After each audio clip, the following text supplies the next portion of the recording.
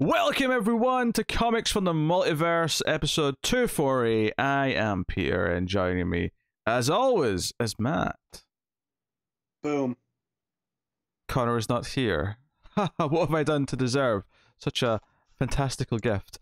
This is a DC Comics podcast. We get together every week. We talk about the DC Comics we read, and we talk about them. It's really quite that simple. If there's a bit of news, we'll discuss that too. Coming up on this week's show, we have Batman 107. We have the first issue of the new Green Lantern book, the new run, Green Lantern issue 1. Which I know sounds obvious, but sometimes a new run starts at a random number, so yeah, I mean, look at Tom Taylor's Nightwing. Yes, exactly. Swamp Thing issue 2, we got Man-Bat issue 3, and we're also looking at the next Batman Second Son issue 1. Issue 1 meaning the physical issue, so even though I think both of us read the digital version, we read the first 3 chapters, which are what's in the first issue physically. Which is a bit problematic, but we'll get there. There's positives and negatives, but we're trying to cover these digital books in a different way where there's enough to actually sink our teeth into. So we'll see how that goes later in the show. So that is what is coming up on the show. And for those of you who submitted your top 20s and 50s of DC characters, yes, that is still coming in April, although Connor thinks the Sunday he has free is the last Sunday of the month, so it'll probably right at the very end of the month. Which is annoying, because I think that will mean it will actually come after episode 251, meaning that little prick has almost completely ruined the whole point of what we're celebrating. Curses foiled again. He's the worst, that's all I'm saying. So the video people can enjoy a picture of my cat Firefly in Connor's usual place. Also, Matt is disgusted by the drink that he is currently consuming. Yep. But I have to finish it, because I opened it. You know what? This sunk cost fallacy is maddening. Like, you don't like it, pour it down the sink, get yourself a drink that you like. Just... I mean, I have water right next to it, but this sparkling tea was a bad idea. And I'm starting to realize that's why it's 99 cents. Alright, well, I mean... Hey, at this point, that's a quarter of a comic book. I gotta, you know... That's true. I mean, hell, it's not even a quarter in some books these days. True. Yeah. Is that expensive to me or cheap for me? 99 cents. A comic or $1? No, a dollar for a yeah. It depends on the type of drink, I suppose. If it's priced similar to like an energy drink, then it's cheap. Right. If it's priced like a can of Coke, then it's expensive. Yeah. Yeah, because a can of Coke comes into like cents, you know, like most of the time. Yes. So yeah, I don't know. It's I decided to try it just because I like bubbles, but this was a mistake. I didn't know what I was expecting, but not this. That's for sure. I like bubbles. I like bubbles. That's the thing I miss about soda since I stopped drinking soda. It's that carbonation. So I started drinking seltzer water, but it messes with my heartburn so bad. So I was hoping this was would be able to offer a bit of a change up. It didn't. I can't get on board with the sparkling variety of water. So it's not for me. It's weird. Water's supposed to be flat. that's what's that? Sure, I guess. But if you get a flavor in it, it ends up just tasting like, you know. Like I like lime in particular, the lime flavor. So I just get a lime bubbly. But yeah, it's a little bit of the bubbly. A little bit of the bubbly, which is what my wife now calls the seltzer water. when I ask her to pick some up if she goes to the store. Yeah. If the following podcast isn't enough of Peter and Matt for you this week, we did actually record a commentary track for Batman v Superman Ultimate Edition. Which, you know, it's about as insightful as you probably think it is with us both hating that movie. What I will say is that I'm basically done talking about Snyder's DC movies now, and I think that's a win-win for everyone, because I think the people who feel the way we do are probably equally sick about talking about those movies. The people who like the movies and are like disagree with us are probably ecstatic that I'm never going to talk about them again, unless for some reason they have to make more, in which case I'll start complaining again. But for now, yeah, I mean, it really all done. depends on how the Flash movie ends up, if it actually ever comes out, right? If it That's ever supposed to be comes the out. capstone. Well, no, it's and all supposed to this. be the reshaping into everything else, is it not? It's meant to be the... Well, yeah, that's what I mean by the capstone on this Snyderverse stuff. Like, you know, it's the last thing. I mean, the Aquaman movie already kind of felt like it contradicted Justice League a little bit. Wonder Woman 84 definitely contradicted everything that Wonder Woman was in, timeline-wise. So, I mean, I'm not going to be surprised if we see this Flash movie. If they do make it as Ezra Miller, that very quickly it still kind of feels disconnected, where it kind of fits with it, but it doesn't really. Like, they're not really trying to, like, you know, tie it together. But we'll see. We'll see. Matt probably thought I forgot to do something. And don't worry, I have not. I remembered during the show, so I'm doing it now, and I will insert it earlier in the show. We have to look at the top 10 on ComiXology. This is a thing we do now. Put your earphones back in. Matt, put your earphones back in. What is this bullshit? Oh, he's talking. I can't hear him, though. I took my headphones out. There'll be no rebelling. Thank you. So, I mean, you'll be happy what number 1 is. So for those of you who missed this conversation before, the idea is that every week I'll check ComiXology. It's technically the UK ComiXology, but I mean, it'll be fairly similar to the US one. And we'll just see what the top 10 is. The idea is we're checking the same time every week, and it'll give us some idea of how things might be doing, at least digitally. Unfortunately, there's only one DC book in the top 10. Dang. Yeah. And it is Batman, which is, you could probably guess, that's number 2 on this top 10. Number 1 is Star Wars The High Republic. Okay. I don't know what that is, but okay. No, I'm not reading that. That's the prequel, not prequel, but it's set, you know, centuries before the main stuff. Number 3 is Marauders 19. And that's a X-Men book. Yeah, number 4 is Excalibur 20. That's also X-Men, right? X-Men book. Yeah. Number 5 is Amazing Spider-Man 63. Man, is what's his face? Nick Spencer, like, because he started at number 1. They renumbered for him, so he's done 63 issues of that now. That is wild. But do they do that weird Marvel? Sometimes it double ships, sometimes it doesn't. Yeah. I mean, sometimes it's like 18 issues a year, give or take. Yeah. Maybe even more for Spider-Man because they like to pump that money. Number 6 is Immortal Hulk 45. Again, nice long run. Yeah. Marvel coming to an end with 50 though, right? I mean that's good. I'm happy with 50 issues. Marvel like do get a lot of shit, and rightly so, that a lot of books get cancelled too quickly. Most of the Kelly Thompson books I seem to get cancelled far too quick. However, I'll give them credit. The Immortal Hulk, Captain America, and Daredevil, and Spider-Man, they were all trucking for nice long runs. 7 is King in Black, issue 5. Okay. I don't know what that is. Miniseries. Okay. Avengers 44 is number 8, and number 9 is Venom issue 34. Which ties into King in Black, because that's doing the whole symbiote thing, tying it to Null, the Conqueror. And number 10, interestingly, is, and maybe not surprising because of the show just started coming out, but Invincible Compendium Volume 1 is actually number 10. Makes sense. On this list. So that's neat. Yeah. Bizarrely, the next DC book on this list, which is number 12, is Far Sector 11. Oh, good. That is shocking. I'm a little worried about Green Lantern and Swamp Thing because they're quite far down here. Maybe people just rather have make.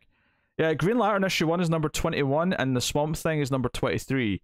Now, admittedly, the slight disadvantage DC have here is their books come out a day earlier, so it's entirely possible, because ComiXology's top 10 updates, I think, every day, that maybe this is just because the DC books were higher earlier in the week and they've all just went down as times went on, except Batman, because Batman just sells silly numbers. Yeah. So womp womp. Yeah, maybe I should check it on like a Thursday and then, like, you know, note it down and then just tell you what the Thursday results were.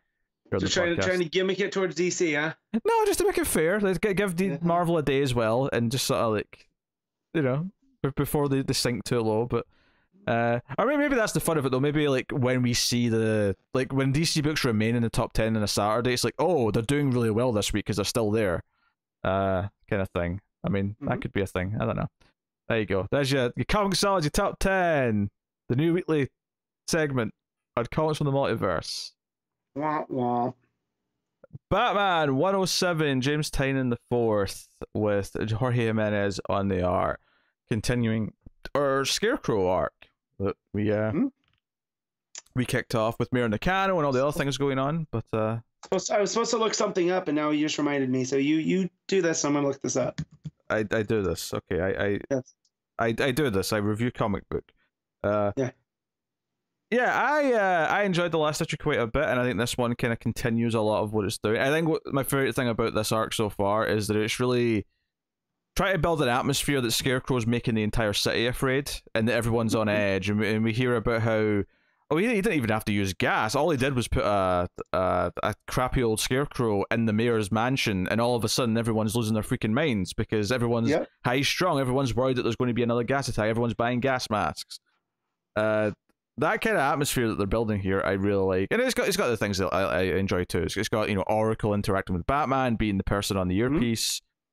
We're building up to however Batman gets captured, because we're getting these teases at the start of each issue of him under Scarecrow's control, basically in a gimp suit, tied to a chair. And the end of this issue might even imply how he eventually gets there, because he's going to go undercover as Matches to infiltrate this unsane group that are sort of rising. But a lot of this issue is Batman investigating the crime scene of the Scarecrow in the mayor's mansion. Renee Montoya sort of having a bit of a standoff with him, saying that he has to go and stop corrupting the crime scene. This actually played very well, because I read this after I read the next Batman issue, and it's actually I didn't realize that the next Batman book was going to be set solidly in present day. Yep. So I read this before I read next Batman, and I do like how they reinforce each other. It's that continuity stuff that there's a lot of shared universe continuity going on in general, I think, and that not just in the Bat corner of the books either. I was feeling it in Green Lantern this week as well, and a couple other things. The editorial are doing a good job right now of making everything feel kind of cohesive, which I appreciate. So no, it's cool. Everything's kind of helping build the status quo, and it's one of those things where you hear certain things often enough that it becomes ingrained in your mind. You don't have to think about it. You don't have to think about the fact that Montoya's the commissioner. You don't have to think about the mayor's. I've just forgotten his name. Completely Nakano. Thank you. You start to build those things, or Sane, or all these other things that go down. So you have all these other books kind of reinforcing these key little details, and it really starts to feel like it's become the status quo. Did you enjoy the Harley Quinn sequence in the middle of the issue? I did. Because it is a Harley that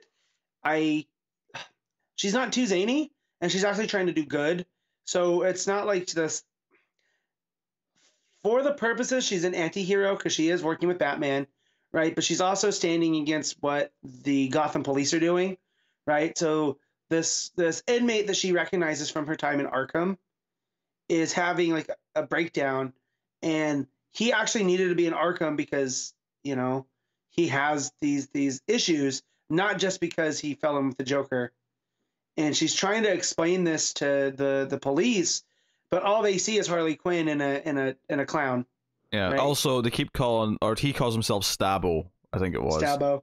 And Harley's like, "That's a terrible name." I do like how Harley refers to herself as the Girl Wonder. I thought that was a nice touch. But yeah, the police just immediately assume that she's working with him because she's refusing to leave.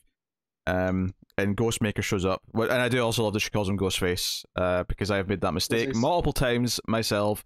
Well, the more I see of Ghostface / Ghostmaker, the less I like him. And I maintain this is the intent from Tynion, or else it's I have to reevaluate some things, because he's every trope in Batman that I hate, and we'll get to that more in the backup. Sure. But I feel like that's the point of him right now, is that Bruce has to restart as this Batman, where we saw in the last issue, in Detective, he's making a cave in the sewers, and he's basically starting from nothing and building himself back up, whereas Ghostmaker still has all the tech, all the technology, and all this other stuff. And it's almost annoying that there's nothing he can't do. So the fact that he's getting to interact with Harley and his presence in Gotham is another nice piece of synergy. He rescues her out of there. She leaves a note on Stabo's face saying he needs his meds because Dr. Harley said so. I don't know why I said that like Stone Cold, but yeah. But there's a tease of this character, and I was like, who the hell is this character with the rose? And what I do appreciate here is that the backup actually answers this, and like, okay, this is going to be a character in the backup that's related to Ghost Maker. I almost said Ghostface. I had to stop myself. So that's a neat touch. I want to say I do really enjoy the art in this book. I think the colors are exceptional, but like, you know, I turned the page here and it goes to the clock tower, and that glowing orange light of the clock face on the sort of the muted greens of the actual room and the interior is really nice. And this is a weird thing to say, but because there's a lot of greens and like muted colors in the monitors and the ambient lighting, it really makes Barbara's ginger hair stand out. Yeah. She really pops. I'm so glad that we were getting her regularly. Like, there's no Batgirl book right now, so yes. But she's still popping up here, so I'm very happy. Well, the funny thing about her being Oracle again is that she kind of can pop up regularly in multiple books, as if, and we don't even have to think about it. She may actually have more of a presence overall as Oracle as she ever would have in a solo Batgirl book. That said, Batgirls with Stephanie Brown and Cassandra Cain. I still want it, DC. Thank you, please. But yeah, so she's explaining to him this unsane group that they don't seem particularly dangerous, at least not yet. Their goal ultimately is somewhat noble, but it's kind of, you know, cult-like and all the rest of it. Maybe my favorite page of the book is Batman walking away from her at the end of the scene. When she says, "Oh, maybe the only way to figure out what's going on and who the leader is to join them," and he's walking away, kind of in silhouette with the lights, hitting his shoulder. Really beautiful stuff. Yeah. And then we cut to Saint, who's still developing his stuff. They mentioned Sean Mahoney, who's one of the characters who was in the Future State stuff, so they're sort of teasing some of that building. Yeah, he was also in the Infinite Frontier. He's the one that survived the Joker fear toxin gas, whatever it was. Yeah, you're right. Yeah. And again, talking about, I love when comics can do these moments where the panel at the bottom of this page where Saint is it's the reflection of him in the glass, so it's all the night lights over his face. Like, I really dig that stuff. But yeah, Scarecrow comes to see him and talks about you want to build your magistrate, we have to make Gotham scared enough and blah blah blah blah. So what I like too about what Tynion's kind of saying here is like, all you need for an authoritarian takeover is a little bit of fear. Once people get afraid, they're willing to throw away their rights and right to the hands. And so from Future State, we've already seen the worst case scenario, so we know the stakes. And yeah, just this whole version of Scarecrow, I really dig. And that's what I had to look up because I always forget the number. But like, one of my favorite Batman stories of all time is called Absolute Terror. And it's a two-parter from Detective Comics, where basically it's this version of Scarecrow, where the inmates of Arkham kind of challenge him that he's nothing without his fear gas or his fear toxin. So he goes on a reign of terror throughout Gotham in the same way where he's planting like seeds of fear with, in that story, it's not necessarily scarecrows in the mayor's office or home, but he's doing like serial killer stuff, abducting people and all this. And so anytime we can get that version of Scarecrow, I'm a big fan of. And here, just the way that he's standing on that rooftop when he goes to see Simon Saint, it is creepy. Like, Jiminez really, really had it here. Yeah, I think one of the beautiful things about this Scarecrow design is that the contrast, the night lights behind him, the city night lights behind him, the contrast between him, where he's, in this raggedy clothing, the straw hat with the gas mask, he's very steampunk, kind of, lo-fi in his feeling, but you've got this sort of modern city behind him. He really sticks out. Yeah. And the colouring obviously adds to that a lot, because you've got a lot of blues and purples in the background, and he's got like more sort of yellows and browns Right. on his costume. But it's the color wheel theory, right? yeah. Oh, yeah, straight up. And then there's Cliffhanger where, Bruce goes as Match. Not Match, he just says Match at the end. Right. But it's the same idea, to infiltrate the Unsane. He's very Gordon-esque. He does look very Commissioner Gordon, actually, you're right. So, that cracked me up. He's like, Barbara, I'm going to cosplay as your dad. Where does he get his mustache groomed? I got to try this. But I do enjoy Barbara as the de facto Alfred now. Like, it fits her, because to me, you can't have Batman or the Bat family without Alfred.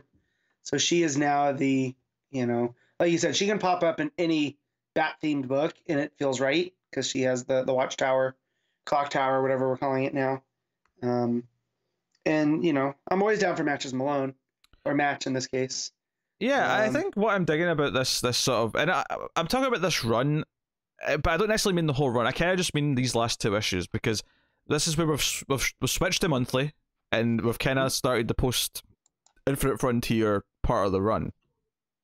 And it does kind of feel like, even though obviously he set up Ghostmaker before, and obviously there's like mentions of the Joker War occasionally and stuff, it does kind of feel like, because we know that Tynion only had X number planned, and then he was told, oh, it's going to be a longer run, and now he's just on the book sort of for X amount of time, and he's got like longer plans now and stuff, but this kind of feels like more like it is kind of the start of the proper run in a weird way, where it was supposed to be this shorter thing before, and now it's going to be this longer form thing.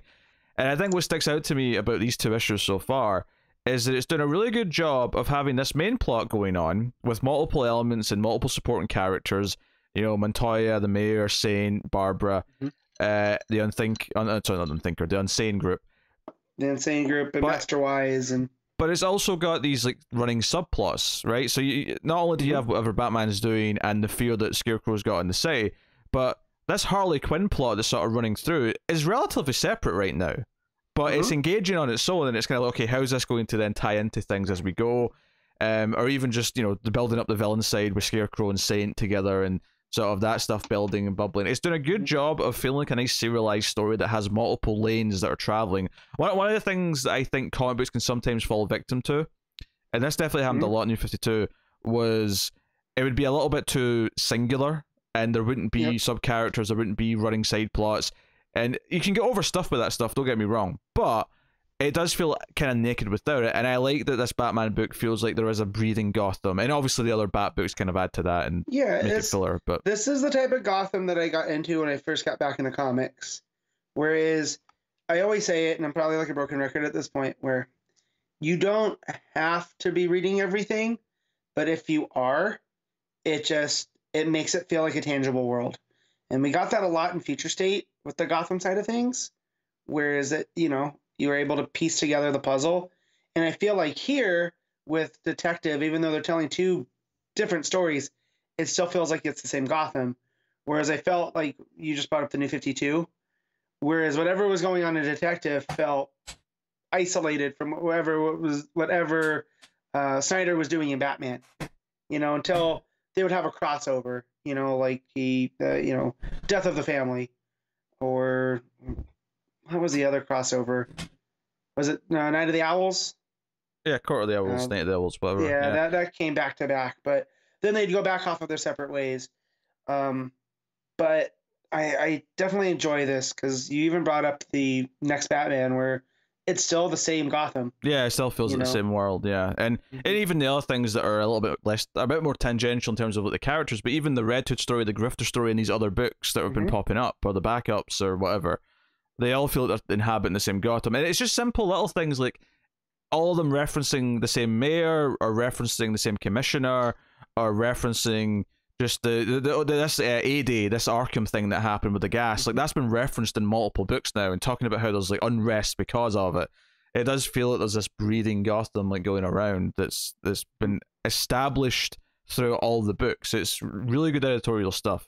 And when it's done well, like I think it is here, it feels rewarding to be reading all the books you enjoy in that corner of the world. And definitely, to be fair, they're all pretty much good right now. I don't think there's not any bad Gotham books right now. I don't think. Can't think of any. No. I mean, No, because you wouldn't count Nightwing as a Gotham book, right? Because it's Well, I would, he's doing something over but that's amazing Bloodhaven.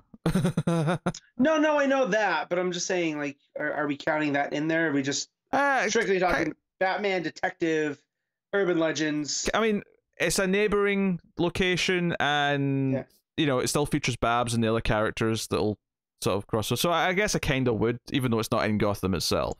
But right.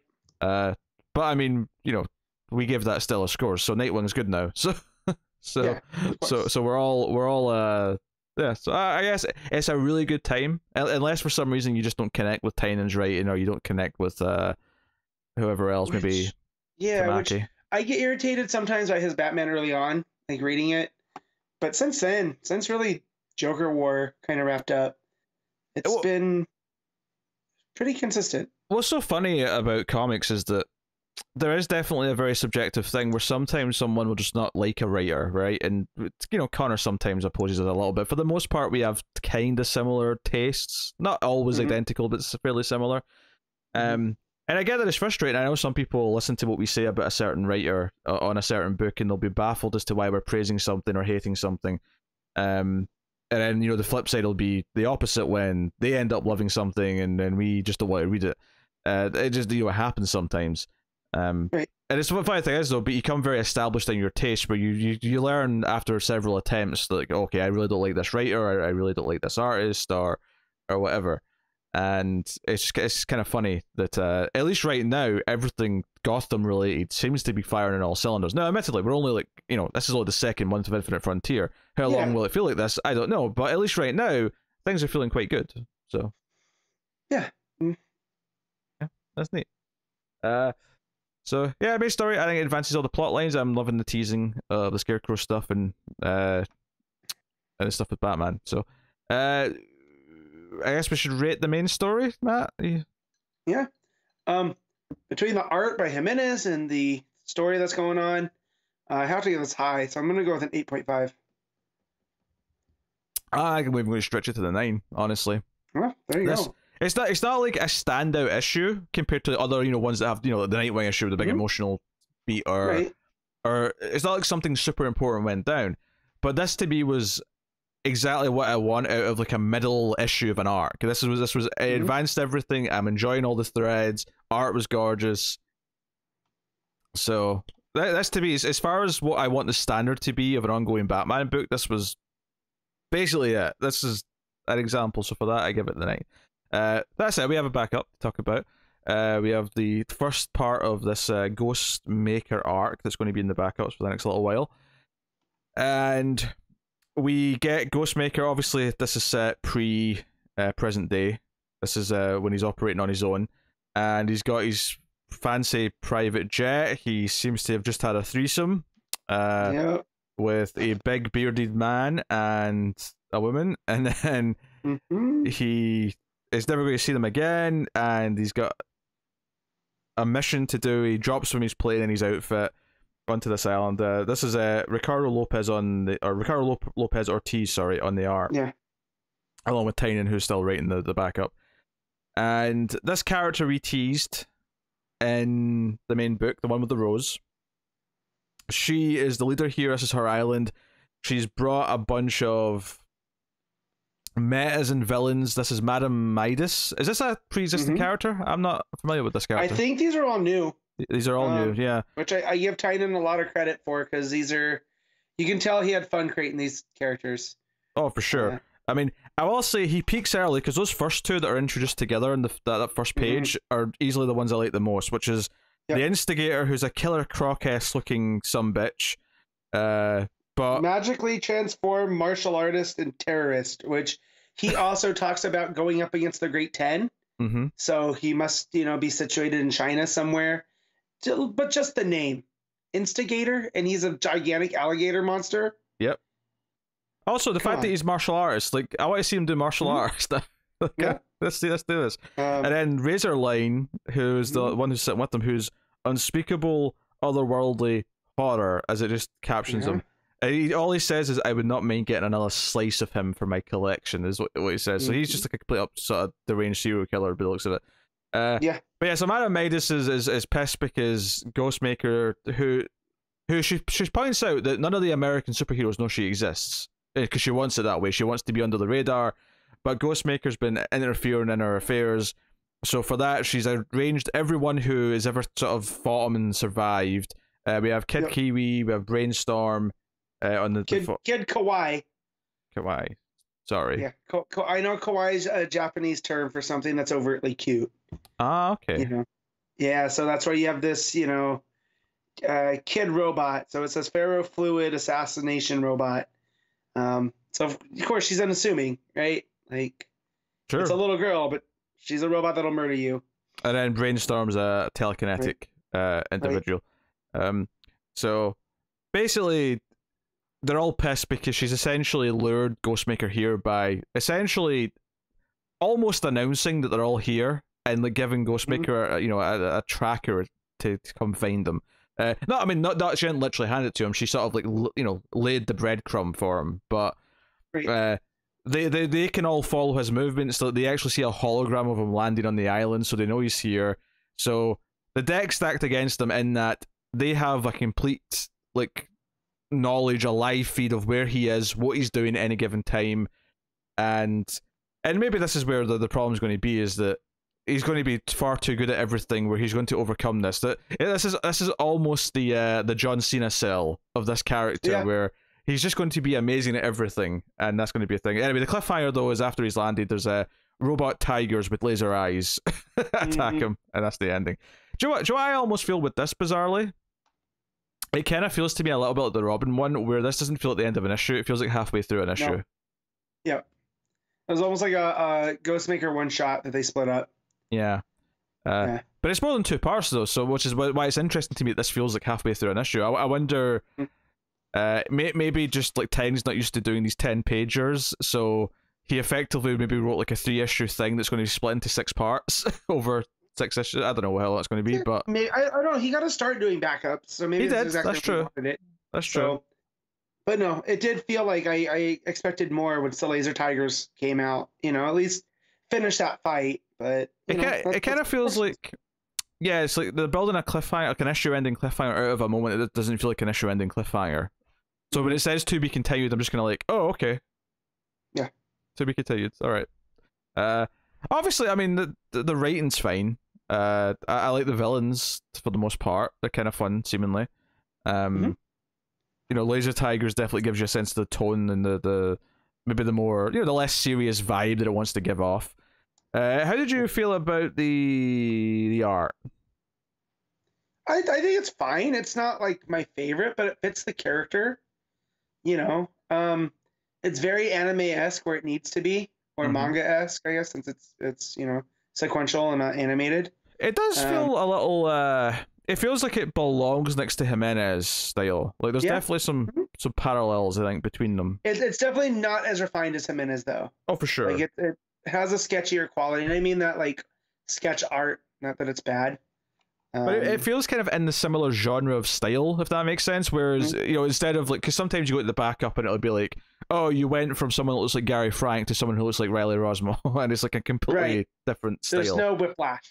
Yeah, it flows. It flows. Which, I mean, I don't know if it needs to flow. I mean, it is a backup, so it is kind of fine if it is completely different. But in this particular case, it is kind of comparable. Yeah. So. Yeah, it's okay. I think the biggest problem with it, I think, right now is that it's entirely designed to sell us on how good Ghostmaker is. At least that's what it feels like right now. And as of yet, I don't think we are convinced. No. He's one of the more annoying creations, to me at least. And people might out there love him. Like, great, I'm happy for you. Like, I did like the whole swerve with the guy and the girl, because it's just like Ghostmaker does what he wants, So I do like that vibe. Although the art, the guy kind of looked like Caliber from the Outsiders art. I thought that too. I actually thought it was going to be Caliber and tie into the Outsiders stuff, and then it never mentioned it. So he just happens to have the same look. Yeah. So I kind of like that it establishes his vibe real quick, which is nice because that's what we have experience with him. But yeah, he he's that character that's too good at everything, and it's hard to get behind him. You know, it was kind of more fun when he was the antagonist to Batman, in that, you know, in that stuff. So, I mean, I don't know if I necessarily agree with that, but well, I like the balance between the two, because anytime you can make me root for Batman because the other person's more Batman than him, then, you know, because I hate the Bat God. We all know this, where, you know, there's nothing that Batman can't do with enough planning, and it's just like, that makes for boring stories, you know. So, but I definitely feel that that's the point of Ghostmaker, is it's the, maybe he gets himself a little too over his head or whatever here, you know, and there's a little bit of humility at the end. Who knows? But I'm here for it. You know, I've definitely read worse backups since Infinite Frontier. So, you have? What was the really bad one? I wouldn't say worse, stuff that I wasn't digging on. So, like, some of the Midnighter stuff. Okay. You know, just because I was just thinking, I don't think there's been any like disasters in the backups yet. I can think of. But like, where's the Midnighter one? I kind of skimmed it and was like, meh. This, I'm like, well, I need to know how he defeats the Laser Tigers. You know, so there's that. Yeah, I mean, I'll read the next backup. Admittedly, I'm not even close to like. I love the main part of the book. The backup was like, yeah, this is fine. I'm not like super into it. It feels like a backup, right? Like, it just has that. Not that makes it any less, but it's just not as big as that Gotham story, you know. So. Yeah. All right, were you reading the whole book? Book as a whole, I'm gonna give an 8. I will do a similar thing and go down to an 8.5 for the overall book, because obviously the main story weighs way more in my rating. Of course. I mean, the backup on its own, like it's just like a 6.5, maybe a 7, something in that range. It's fine. All right, cool. Green Lantern issue 1, Geoffrey Thorne writing with Dexter and Marco Santucci on the art. Which is a little bit cruel to Santucci that you know, at a certain point, because Santucci's not a bad artist, but when I've been looking at Dexter Soy and then I switch to Santucci, it doesn't do Santucci favors, and I think that's a problem that, you know. But this is an exercise book. There was no backup though. This is much like Flash last week. This is just an oversized first issue. I don't know if this continues to be $5 with the extra pages or a backup, or if it goes down to $4. I've not checked. But Flash does, though, because Flash started at 5 and is going down to regular size. Well, let me just say, I was a little bit worried about Geoffrey Thorne, just from comments about Hal. And, you know, Hal's not my favorite Lantern, but over the course of the Johns run, he became endeared to me. If this issue does, like, I know I complain about issues being, like, too expensive because we're reading so much. I would make an exception for this if this keeps the quality. Like, if I'm keeping the page count, I will pay $5 for this every month. That's how much I enjoyed this. Interesting. Yeah. Very interesting. I feel like there's a swerve coming. Oh, you think I'm going to oppose? You think I'm going to tell you that I hated this? Maybe. This is the way you said interesting. Makes me a little bit worried. No, the interesting one there was more about just like after all the talking about books possibly going to like $5 as a standard, and just immediately you're like, oh, if this keeps up the quality, I'm down for this, baby. I'm more saying interesting that your hypocrisy than anything else. Well, of course, like, but again, it has to keep the pages. The pages can't go down. Sure. You know, I am just checking. Issue 2 is still $5, but it still has 40 pages listed. So it's okay. But whether or not that has a backup or it's just longer, I don't know, but either way, is still keeping the page count. I might get what I asked for, and I might be upset by it. So we'll see. No, I think there's a lot of potential in this. I do think it has some rough edges. I do think that it has that problem that some comic books do, where I find them spending too many bubbles and words, ultimately, just either either regurgitating or just basically saying nothing until the point's eventually made. Right. So a little bit of that. But I do like the status quo this sets up. I like that this is kind of falling into the United Planet stuff, and Oa trying to keep everyone together. The idea that Oa is not the center of the universe anymore, and how does that change things? I do like the cliffhanger, which we'll get to in a little bit. And obviously I like the we have to sort of deal with the Teen Lantern with Kelly, and sort of like, okay, where does her glove come from? How do we train her? Do we stop her from doing stuff? Like all that sort of thing. I like that side of things. Yeah. So I went on this Twitter, I wouldn't say a rant, but there's a thread that, for a long time, Jon's Green Lantern was my favorite thing in comics. Like so much so that I kind of worked the Green Lantern oath into my wedding vows, which you should have seen my wife's face. She was like, don't do this. And then I was able to pull it out. But yeah. Notably not quite your wife yet when you did that. And there was a chance that she might not have been your wife, depending on how badly it went down.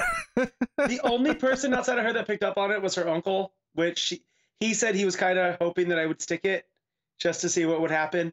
So shout to Uncle Brian on that one.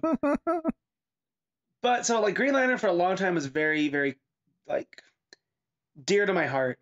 And then kind of New 52 happened, and I lost interest. And Rebirth, we had Green Lanterns and Howlin' Pals, and while they weren't up at the same, they were close, and I enjoyed those runs for different reasons. I've had Green Lantern not in my life for a while now, because the Grant Morrison, Liam Sharp series. So I was jonesing for Green Lantern at this point. And here you want it to become its own thing. Like I don't want them playing with the emotional spectrum, because I feel like in Rebirth and in New 52, there's a little bit too much of that.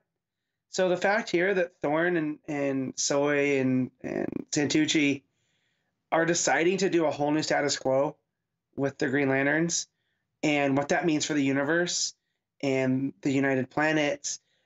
But it doesn't just get rid of it. Like, it'd be easy just to throw it out, but it's playing with it in that there's more to the emotional spectrum than we've seen, right? Like there's hints here that those are just pieces of something bigger. And there's other, like, this will probably annoy you because of Star Wars, right? But like something that Fallen Order did real nicely was that it went like, there's different kinds of Force users out there.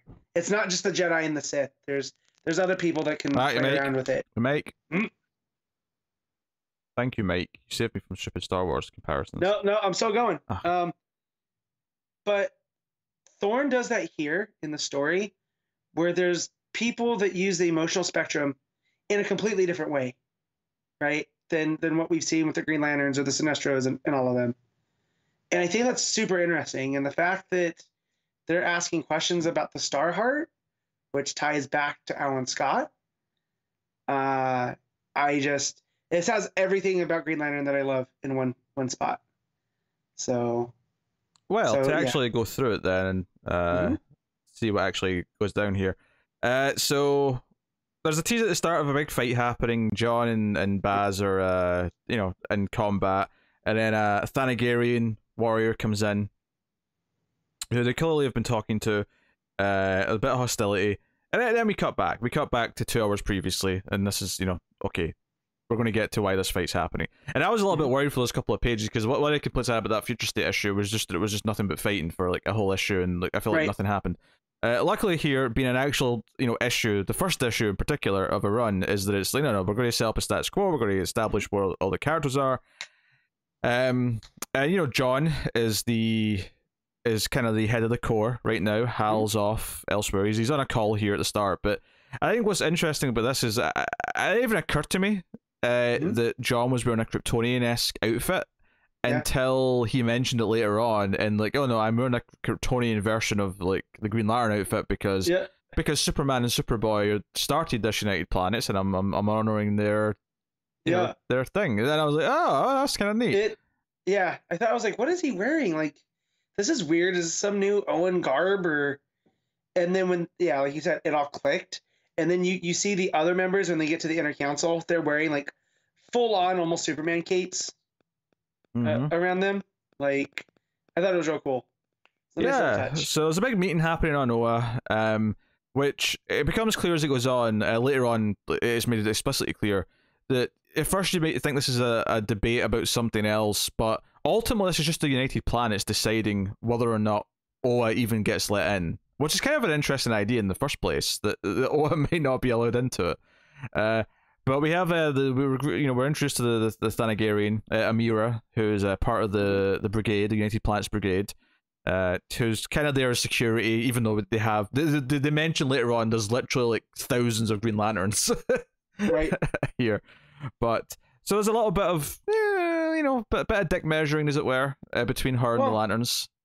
If only there was a Thanagarian Green Lantern that we've been introduced to, years and years ago, to set her at odds. You know what I mean? With, I think that would be cool. Are you critiquing here? Not so much critiquing. I get where she's coming from about like, oh, the Green Lanterns. No one asked you to be the police force, so why do you assume that the United Planets are just going to automatically, admit you? We can handle things on our own. But like, I feel like, and I don't even know if they're canon anymore, but you have the two, the Iranian, you had Vathsarn from the Green Lanterns, and then Isamat Kol, who is a Thanagarian Green Lantern. Like, I just wish that conversation had happened with the Thanagarian one with Isamat kind of present, because this is someone that's been representing Thanagar as well, so you could kind of see the, like, I want her to be more justified. Like, she hasn't seen them do good, right? Just personalize it a little bit. But other than that, I mean, that's a small thing. Yeah, Hal gives an update on where the other Lanterns are, because he's on Earth with the Justice League. Jessica went to Sector 0123, and then Raynor's dealing with something at the border of the Vega system. So it kind of sets up where the other Lanterns are. I do hope there's a planned second book to give these other Lanterns something to do. That would be nice. Yeah. But give us something like Urban Legends, but with Green Lantern, and we could rotate. Yeah.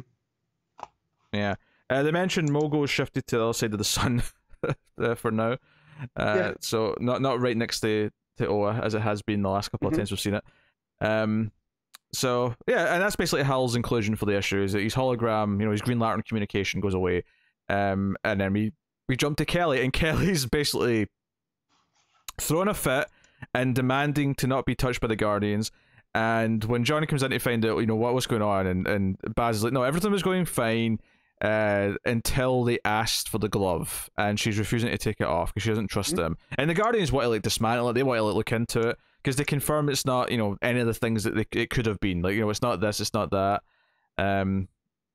And yeah, it's super interesting stuff. It's similar to Corona's Gauntlet, but it's not Corona's Gauntlet. Yeah, they confirmed that. They confirmed that it's not that. They still have that in the cell. Yeah. Right, in the vault. So they are definitely concerned about who built this and why is it able to tap into the green power battery. Yeah. Basically. Although, I'm pretty sure they also have a line where they say it's not actually tapping into their power battery. That's right. Yeah. They thought that it was, but it's almost self-sufficient. Yeah. Which I'm sure bothers them. Right, because we all know the Guardians are all about control. So. Yeah, I mean, I think there's some speculation here about, okay, we have these new central planets and all that stuff, but, I mean, she did show up with this glove before Infinite Frontier and before the end of Death Metal, so,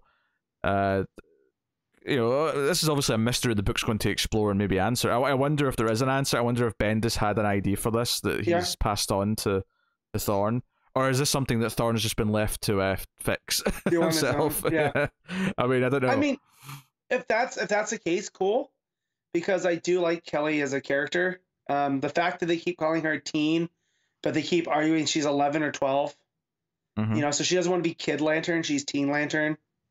I thought that was a fun little runner. Yeah, they keep calling her Kid Lantern, and she keeps correcting them, we see her interacting with other aliens, and she's not scared, which the alien kind of thinks is a little bit funny. Baz gets her some... It looks like a corn dog, but he says it tastes like chicken wings. Which... Sign me up! Aliens, I guess. Alien stuff. Okay. And then we're introduced to sort of the more antagonistic characters here. Well, this is one of the things that I think... The book is a bit longer, and I do think you feel the length a little bit, because it is doing quite a lot in this first issue. But it introduces to these... this group of aliens who I I'm not familiar with. I don't know if these are pulled from anywhere or if they're a new entity. Yeah, let me look. Because they as a long-term Lantern reader, they seem new to me. Yeah. But they could be, you know, from decades ago, for all I know. Yeah, they basically are very, shall we say, confrontational with the Lantern way and the emotional spectrum and everything else, and they kind of form a protest which turns into the big fight because they basically have this, it turns out to be this orb or energy that reacts to willpower, because ultimately the Lanterns win the fight by John realizing this and telling everyone to stand down and depower, and it just kind of like shrinks and goes away. But whilst they're all fighting, it's all these big giant tentacles of light and it's like hitting things and all that.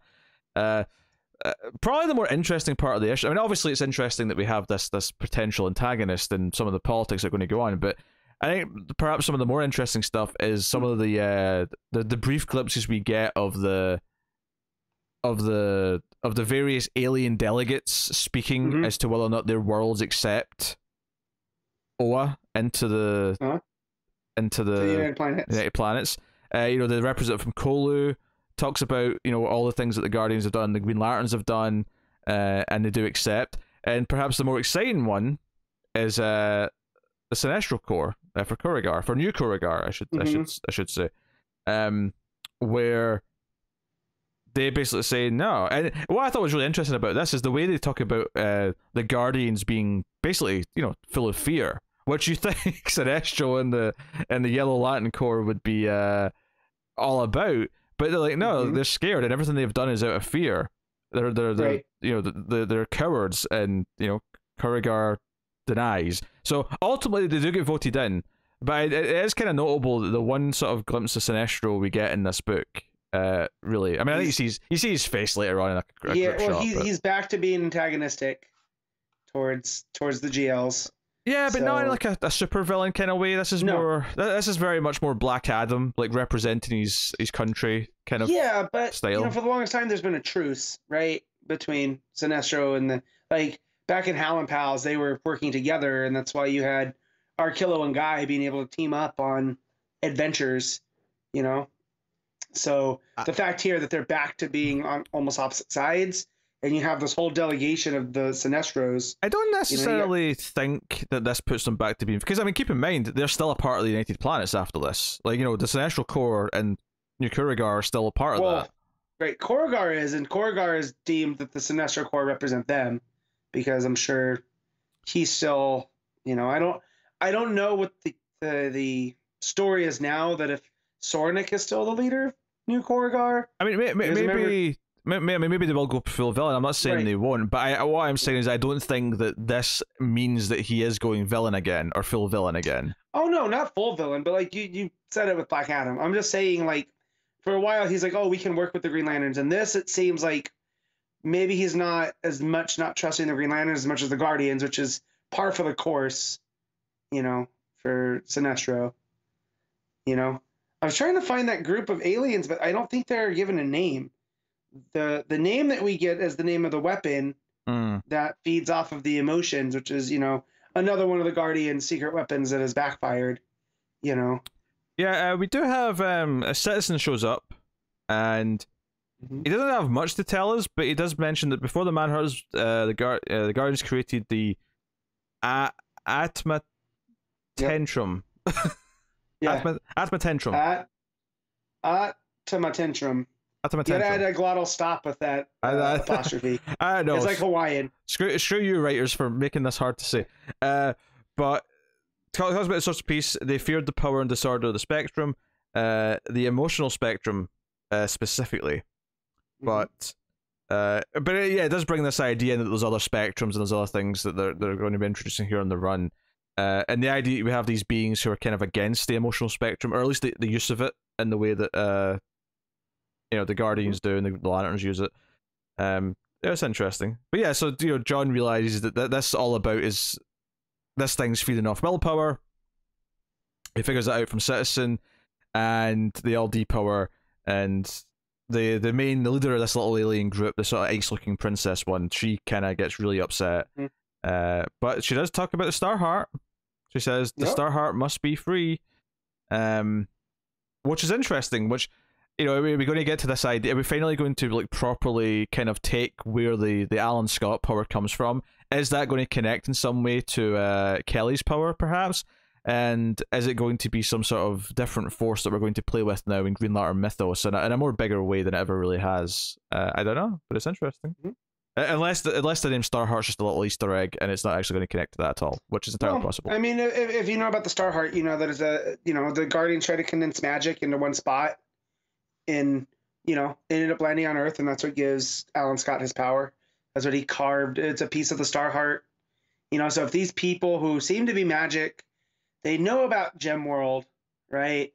So if they're holding this up as like a that's what I'm looking for. Not a holy icon, but it's a relic to them, and how they view the spectrum and whatnot. Like, again, comparing it to the Force in Star Wars, it's just how they interact with it. I think that's really cool because then it ties again all the mythos together. Yeah, they want to free the Starheart to the point that when at the end of the book, when Oa is accepted and you've got the two Guardians and a few Green Lanterns behind them on this little levitating platform, there is an assassin who yells "Free the Heart" and then assassinates one of the Guardians, and we end on this kind of shock thing, and it says next issue, funeral for a Guardian. So that's our big cliffhanger. I actually really like the cliffhanger. I really like the things that are raised in this book. I dig where it seems to be going. I dig the potential of it. I do think as an issue on its own to read, it is a little bit ploddy at times in the middle. There's maybe a little bit too much dialogue. And it can maybe flow a little bit better. So I think the comic kind of technical artistry, if you will, is a little rough around the edges.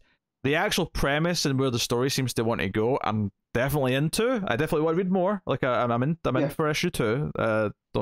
So I'm not as in love with it as you are, but I do wonder how much of your like desperate need to want a Green Lantern book is affecting your No, because I went in with the arms folded, like, impress me, and they did, like, and this is what I was looking for. So I've been quiet because I was searching for it. I couldn't remember the page, but it's when John realizes that the source of peace, so he has to stand down.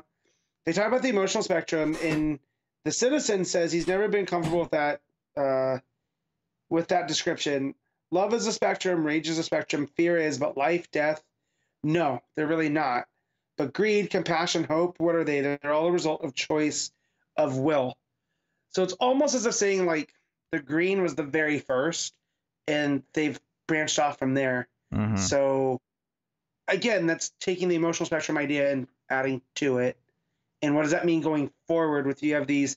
And I found out the aliens are from Sorcerer World, which I think is where the guy from Legion comes from. I'm drawing a name on his blank. I'm drawing a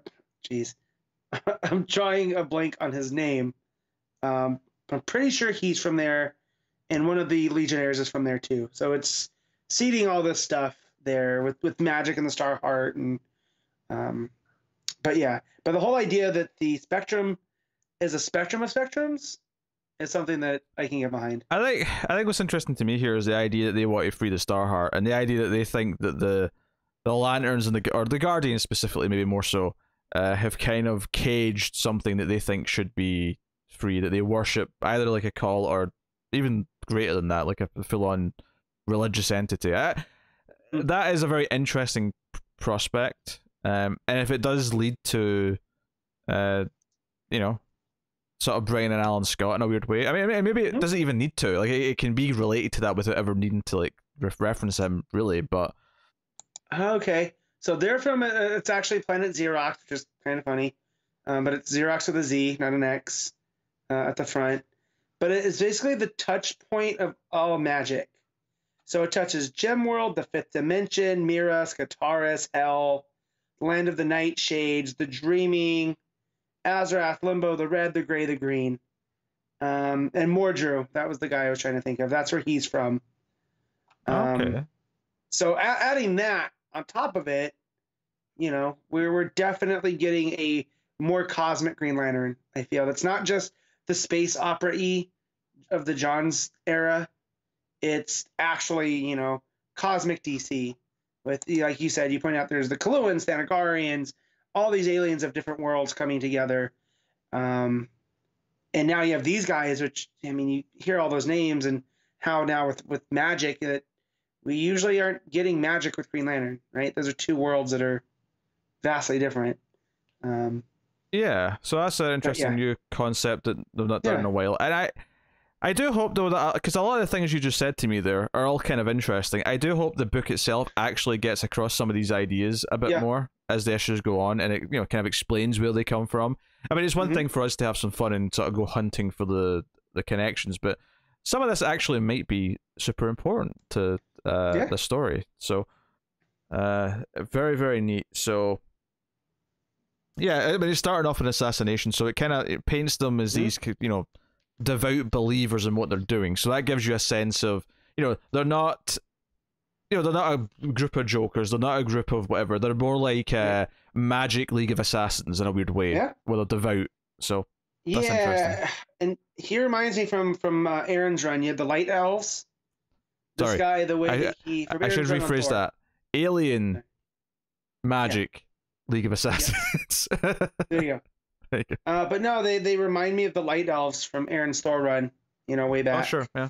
You know, with the way that he fires his bow, and, you know, and it's yellow, right? And this is where it hits the Guardian. Like, that's not Ganthet, right? Because the lady Guardian's like, oh, my brother, he's dead. So, yeah, pretty big moment.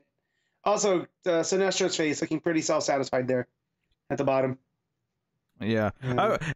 I mean, Sinestro's face isn't even necessarily say happy. It just sort of feels like, well, saw that coming. Saw that coming. Kind of thing. But yeah, no, I really enjoyed this issue a whole lot, just for what it did.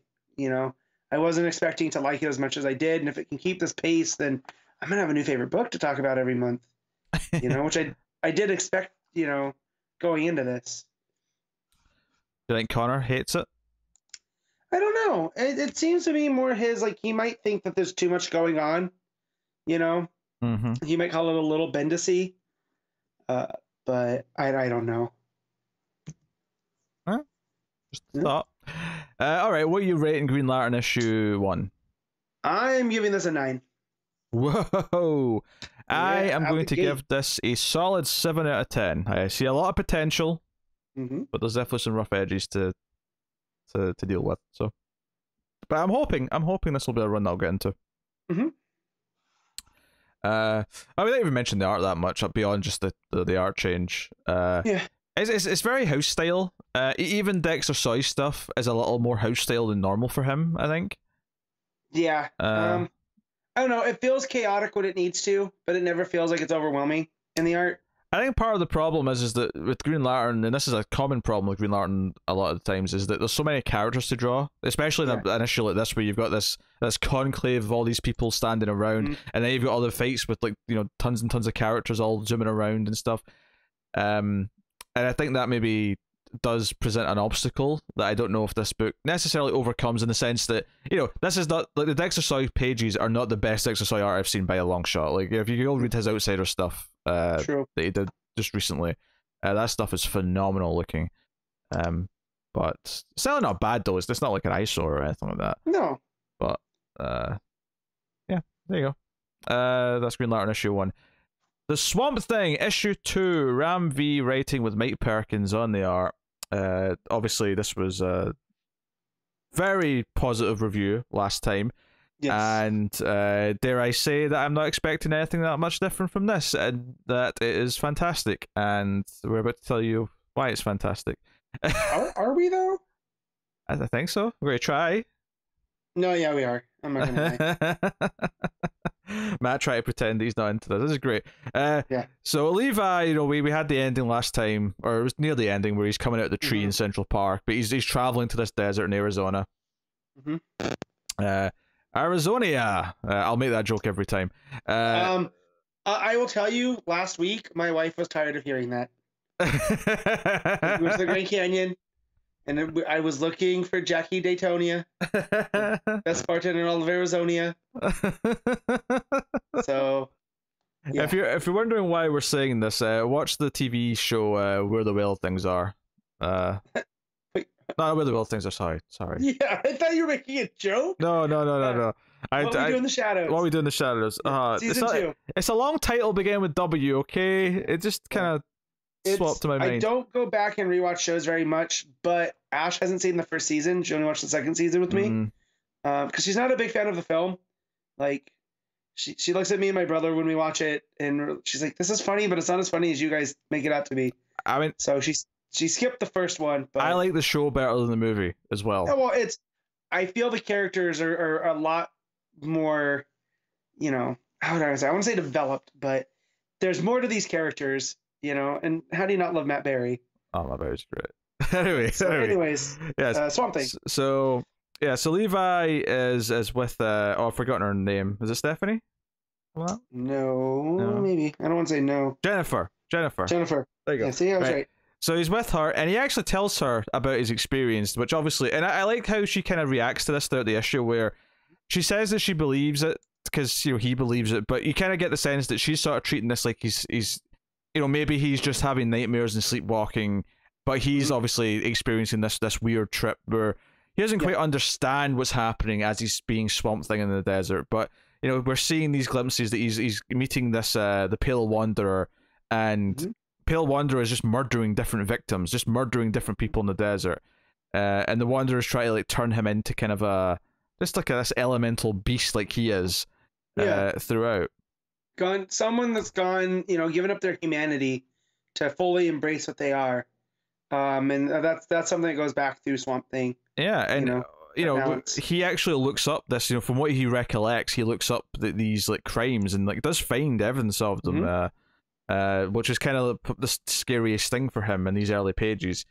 And we get this kind of montage of, the Wanderer killing a couple of different people in the desert in the title page. And yeah, because he tries to stop him every time, and he's unable to, right? It's like he's out of his depth yet, because he's not even 100% sure this is happening every time, right? No, I mean... he's fully convinced it's a dream. Is he actually trying to stop them? I mean, I guess he's reaching out his arm.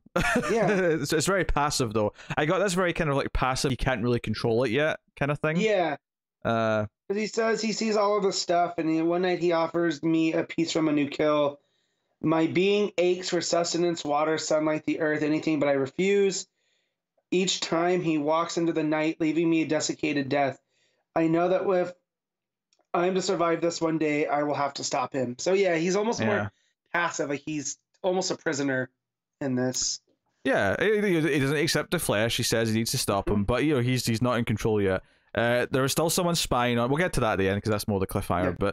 But we still see someone spying on Levi. But we cut back to the sheriff from the Arizona town. This very cynical sheriff who was waxing lyrically last issue about what the desert means and why people go to the desert.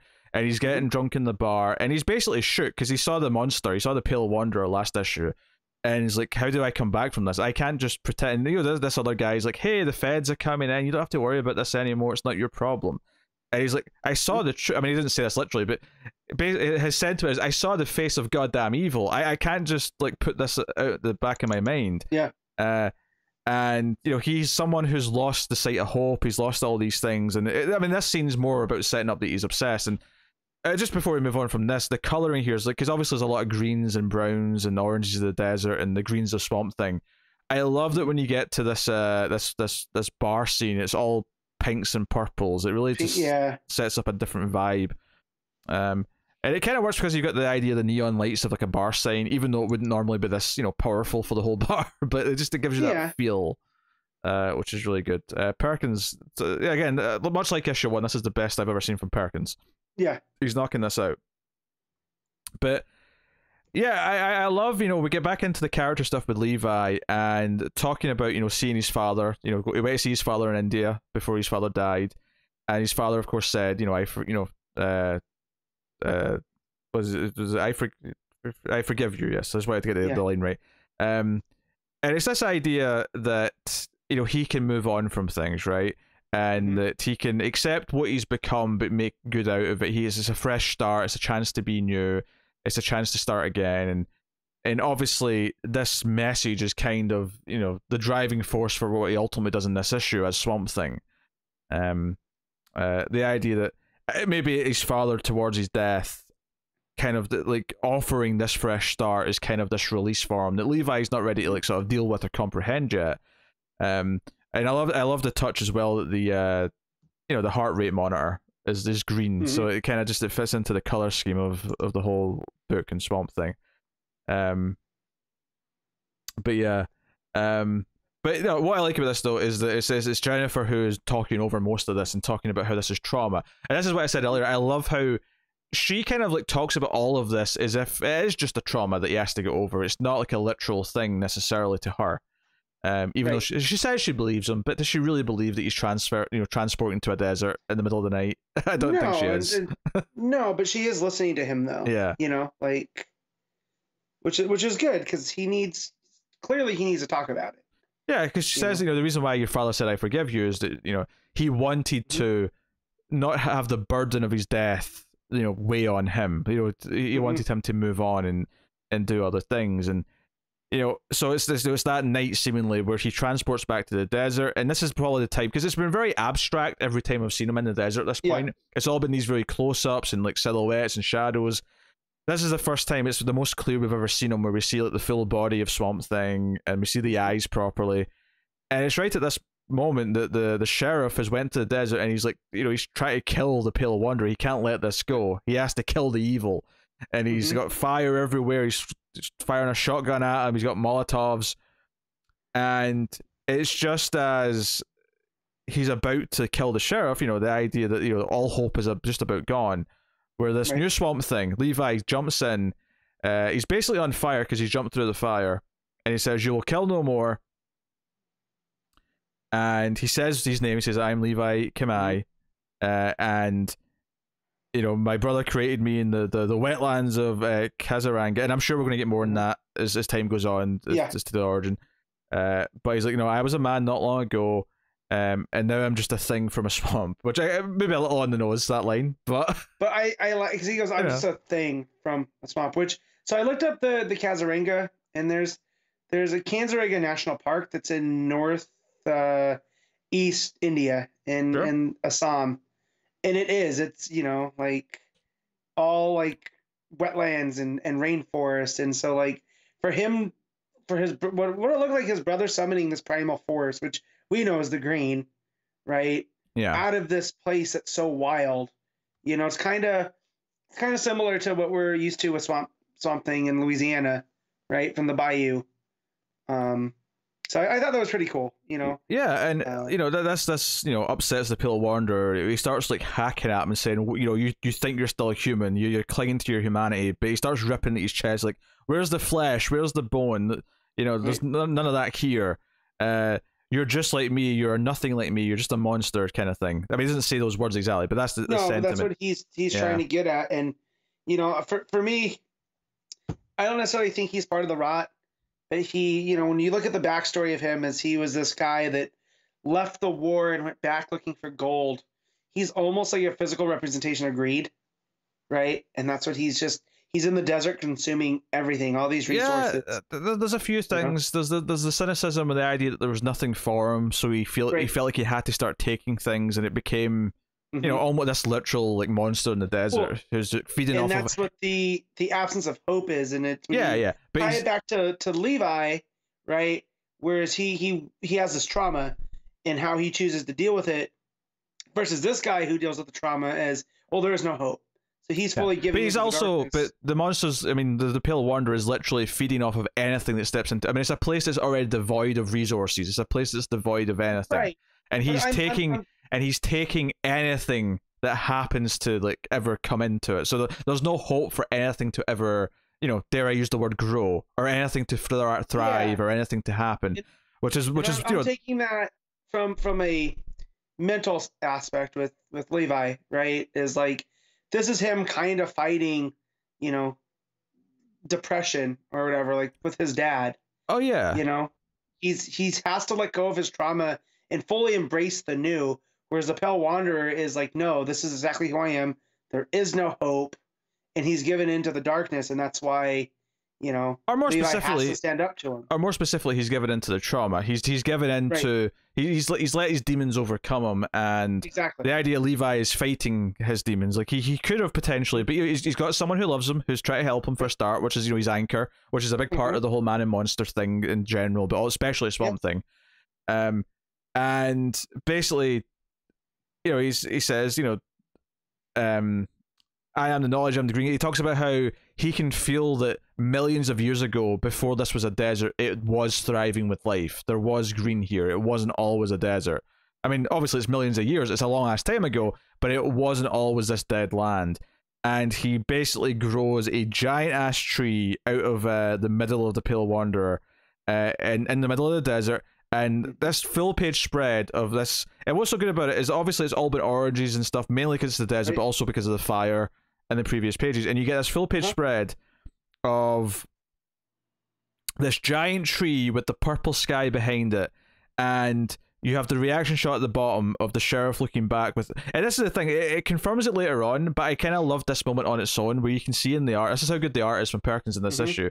You can see in the art that this sheriff is basically just seen a miracle, and he's like, this is like the sheriff getting his hope back, that, oh, you know, something good can come out of this place, something good can exist. Right. It's not all lost. Because I was worried, like, earlier in the issue in the bar, when he, like, the way it was going, I feel like, oh, is this going to be like a tragic character who tries to kill this thing and, like, dies and gets himself killed? And it was almost like he was resigned that this is it. Like, this is it. This is the end of his life. He's going to go try to kill this thing, and he's not going to make it back. Yeah, which plays into the Levi stuff, the idea that of not resigning to this is it, that there is still hope. Well, and then on top of it, like, just stylistically looking at it, this tree blows up and it looks like a mushroom cloud. It almost does, yeah. Which obviously, but it's, when you associate the desert with the testing and stuff like that, so there's some imagery there. Whereas the nuclear aspect of it, where this is a thing of destruction, this is a thing of life. Yes, and it's that idea as well that the whole point of this is to have something to prove that there can be something that can come out of nothing, out of this dead land. So it's like, I mean, it's a beacon of hope for the sheriff, but the idea that anyone can be inspired by this, that life can persist. You know, I don't know. There's a lot of beauty in the darkness here, which is kind of what I love about Swamp Thing in general, which is why I like kind of these sadder, darker Swamp Thing stories, because when you have these moments where life does kind of like come through, it has this kind of, you know, this strength to it. And you know, when Jennifer gets up the next day, Levi's in a good mood, he's making him breakfast, and she's like, hey, you have a good night's sleep? And he's like, not really. But we get the transition, because it's on the TV behind him, and it transitions into the news report. Because naturally, this has been picked up. There's this giant tree has sprouted. I do love in the middle of the Sonoran Desert. Yeah, but I love the detail here. Not only is a giant tree sprouted, it's an Indian tree. They mentioned that it's an Indian banyan tree. Yeah. I like that touch. And you know, like the other cops like talking to the sheriff, and he's asking, you know, what happened here, and he just says it's a tree. It's a giant effing tree in the middle of the desert, and it's beautiful. And hell, and I don't know if they're going to bring Batman into the book, but we get reaction shots of various people around the DCU, and Batman's watching in the cave. Yeah. But we get the final page is Prescott Industries, and this is who's been hiring the spies to spy on Levi. And he's got the file on him, and he looks down, and there's another file saying the Holland phenomenon in another folder. So this is someone who's studying the green. So, I mean, it's obviously, it's kind of easy to say this is going to be the what's the character's name from Swamp Thing? From the Rot? Not the Rot. No. The businessman from oh god. He's Abby's uncle, Arcane. No, Arcane. I'm not talking about Arcane. I'm not thinking about Arcane. I'm thinking about the one who actually that tries to get Dr. Phosphorus involved in Alan Moore's run. I haven't read that, so I'm not sure. That's going to bug me. I'm going to look it up. What's your thoughts on the book? Go on, Matt. You. So Sunderland Corporation came up when I read the last year. Sunderland. Yes, you said it. Sunderland. Sunderland. Okay, I didn't know if that was the name of the guy. Yeah, Sunderland. That's what I was trying to. My God. Here's the thing. I did not know that went back that far, because to me, Sunderland was the one from the Mark Russell Digital First series that I read last year, when we didn't have any comics and DC started putting those out. So I started reading those, and that went to the point where, Swamp Thing ends up taking over, and wipes out Sunderland Corps, and so yeah. But this is mergers and acquisitions, so this is the Prescott Industries headquarters.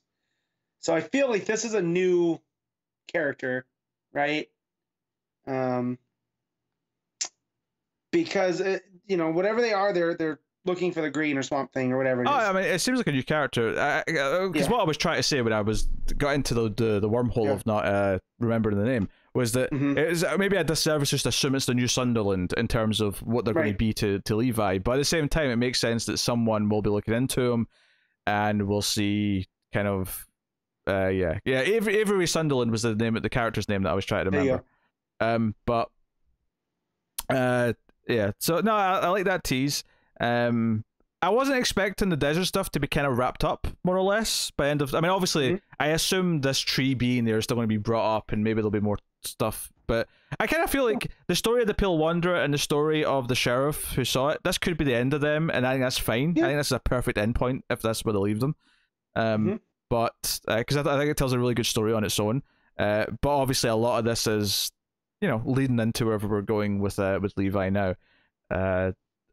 I think Ram V's ascension in comics in the last year has been silly. I don't know how he rose up with so many great books as quickly as he has, but it's absolutely gobsmacking. And you mix that with the Perkins art, Perkins art, which is very moody, and it fits just the tone of the book. Because my first introduction to Perkins was the Lois Lane book that he did with Rucka. But his art really fits kind of that horror style. Well, that's not true. Horror tones. He did an arc in Green Lanterns. He did? He did. That's where I discovered him, and that's where I said, "Hey, I like this." I did not remember that. So yeah, no, just feel good. Sorry, I just got a hockey alert. It's not good for the Knights now, so that's fine. It's checked. I can't say I'm all that concerned, admittedly, but I think the character building of this new character, this is this thing where, one of the complaints we have about Ghostmaker and the backup for Batman is that he's just so good at everything. What makes this character so compelling is that he's so flawed and he's so unsure of himself, so that when he actually pulls off something spectacular, which he does at the end of this issue, it is a genuine F yeah moment. You're kind of happy that he was able to do something so magical that will mean something to people. And the fact that it makes himself feel better, on top of just the metaphor of this is him getting through his trauma, and this is him kind of reaching some kind of inner peace. I'm actually fascinated to see where the story's going to go now. And obviously there's a plan here. We got a 10-issue game plan, which, by the way, everyone keep buying Swamp Thing, because I would like a season 2. Yes. So yeah, and I think it's doing pretty well. Too. I hope so. From the buzz I've heard at my shop, there's a lot of buzz around Ram V. One of the guys that works there is a big fan of his, and apparently told me to read Savage Shores last year, and kind of got irritated with me when I said Connor told me to read it, so I was picking it up. So so that's always good. You're right, his rise has come so fast. Where I didn't know if it was Ram V or Ram 5, right back at the beginning, and now it's it's a name that we bring up almost too much sometimes. He's become I think him and Tom Taylor have become kind of this pair of young writers that we just we're in love with most of their work, and it's exciting whenever they're doing something. Yes, love it. Loved issue 2. Matt, what are you giving issue 2 of Swamp Thing? I'm giving this a 9. Yeah, I'm going to give it a 9.5. There you go. That's what I was debating. I wasn't debating to go low. I was debating, do I go the extra half point? I figured. So 9.5. I'm loving it. I'm loving the Swamp Thing. So good stuff. All right. Man-Bat issue 3. Dave Wielgosz and Sumit Kumar on this book. We ended the last issue with Harley having Man-Bat tied up on the couch. So we have the therapy session and what comes next. I was not as into issue 2. I think the Suicide Squad stuff kind of deflated the momentum a little bit. I would say I like this one a bit more than issue 2, though. I think this was a pivot in a better direction, I think. Yeah. Definitely, it wasn't just him fighting the whole time. That it progressed the story just a little bit.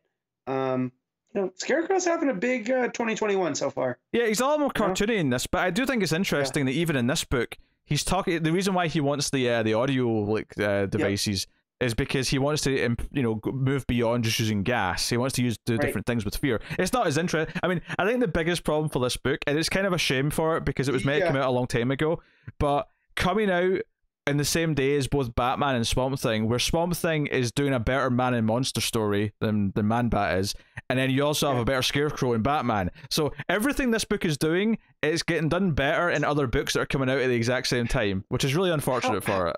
However, it's endearing Kirk Langstrom to me more, Sure. Because this is the Kirk that we're going to end up getting in Justice League Dark from, Tynion, that we all kind of liked. Or not kind of liked, we all did like that version. And you can see how it's coming, but just the concept of Scarecrow basically wanting to use infrasound, which I don't know if you know about. Like, it's a sound that we can feel but not hear. And it can, because of that, it can trigger, a fear response. So like when people talk about like a house being haunted and it's old, usually it's because it's generating infrasound, right? And it gives you that creepy feeling. So the fact that he's using that with subliminal type sound and whatnot, it's a real fun take, I think, to mesh these two Batman rogues together, right? Like Joker, I keep doing it. I did it back. Scarecrow using sound, and Man-Bat, who's a sound expert, of course, tying that together. I like it a lot. Yeah. So there's a little bit of Kirk fantasizing about how he sees his story ending where he cures deafness, and his wife takes him back, and Harley kind of makes fun of him for it. But ultimately, she lets him go, and she's like, "Hey, punch me so it looks like I didn't let you go, so Waller won't be pissed." Scarecrow kidnaps his wife.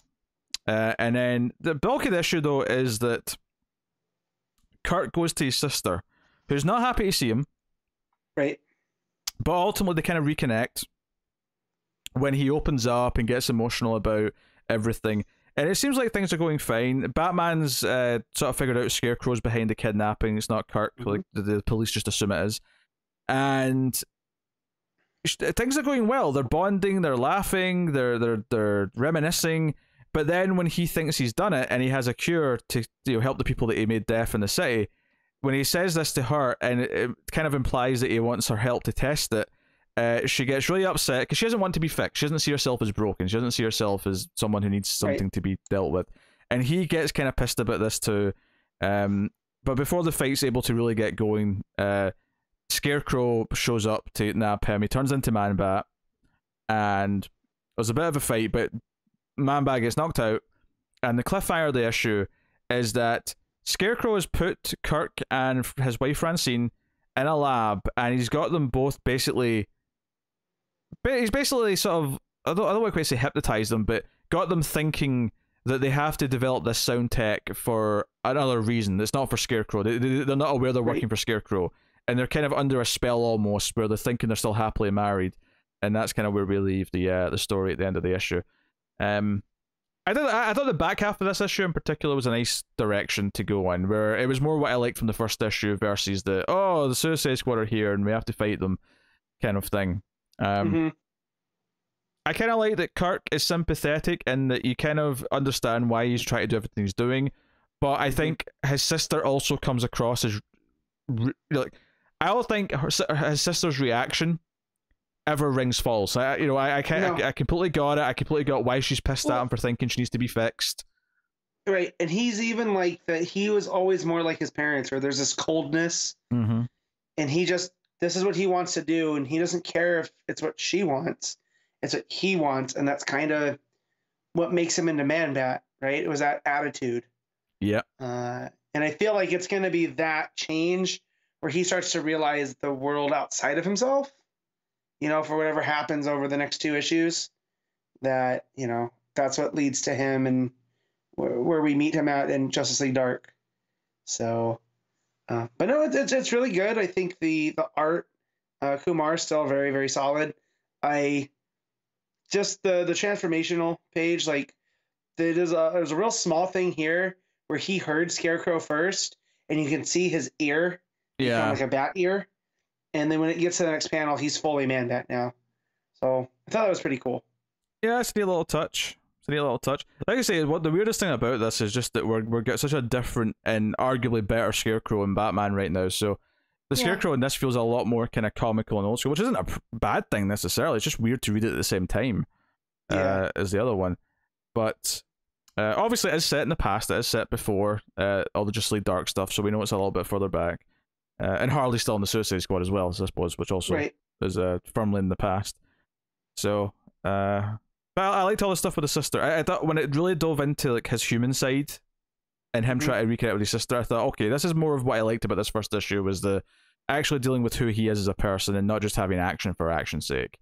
And when he Man-Batted up to try and protect his sister, that, you know, it didn't just feel like it was, oh, we can have a Man-Bat scene. It was like, no, he's trying to save his sister. So again, even though he's just been a dick to her when he's not really considering how she feels, he immediately tries to protect her, and it's like, okay, he's very flawed, he's clearly an idiot and doesn't understand everything, but his heart is in the right place ultimately.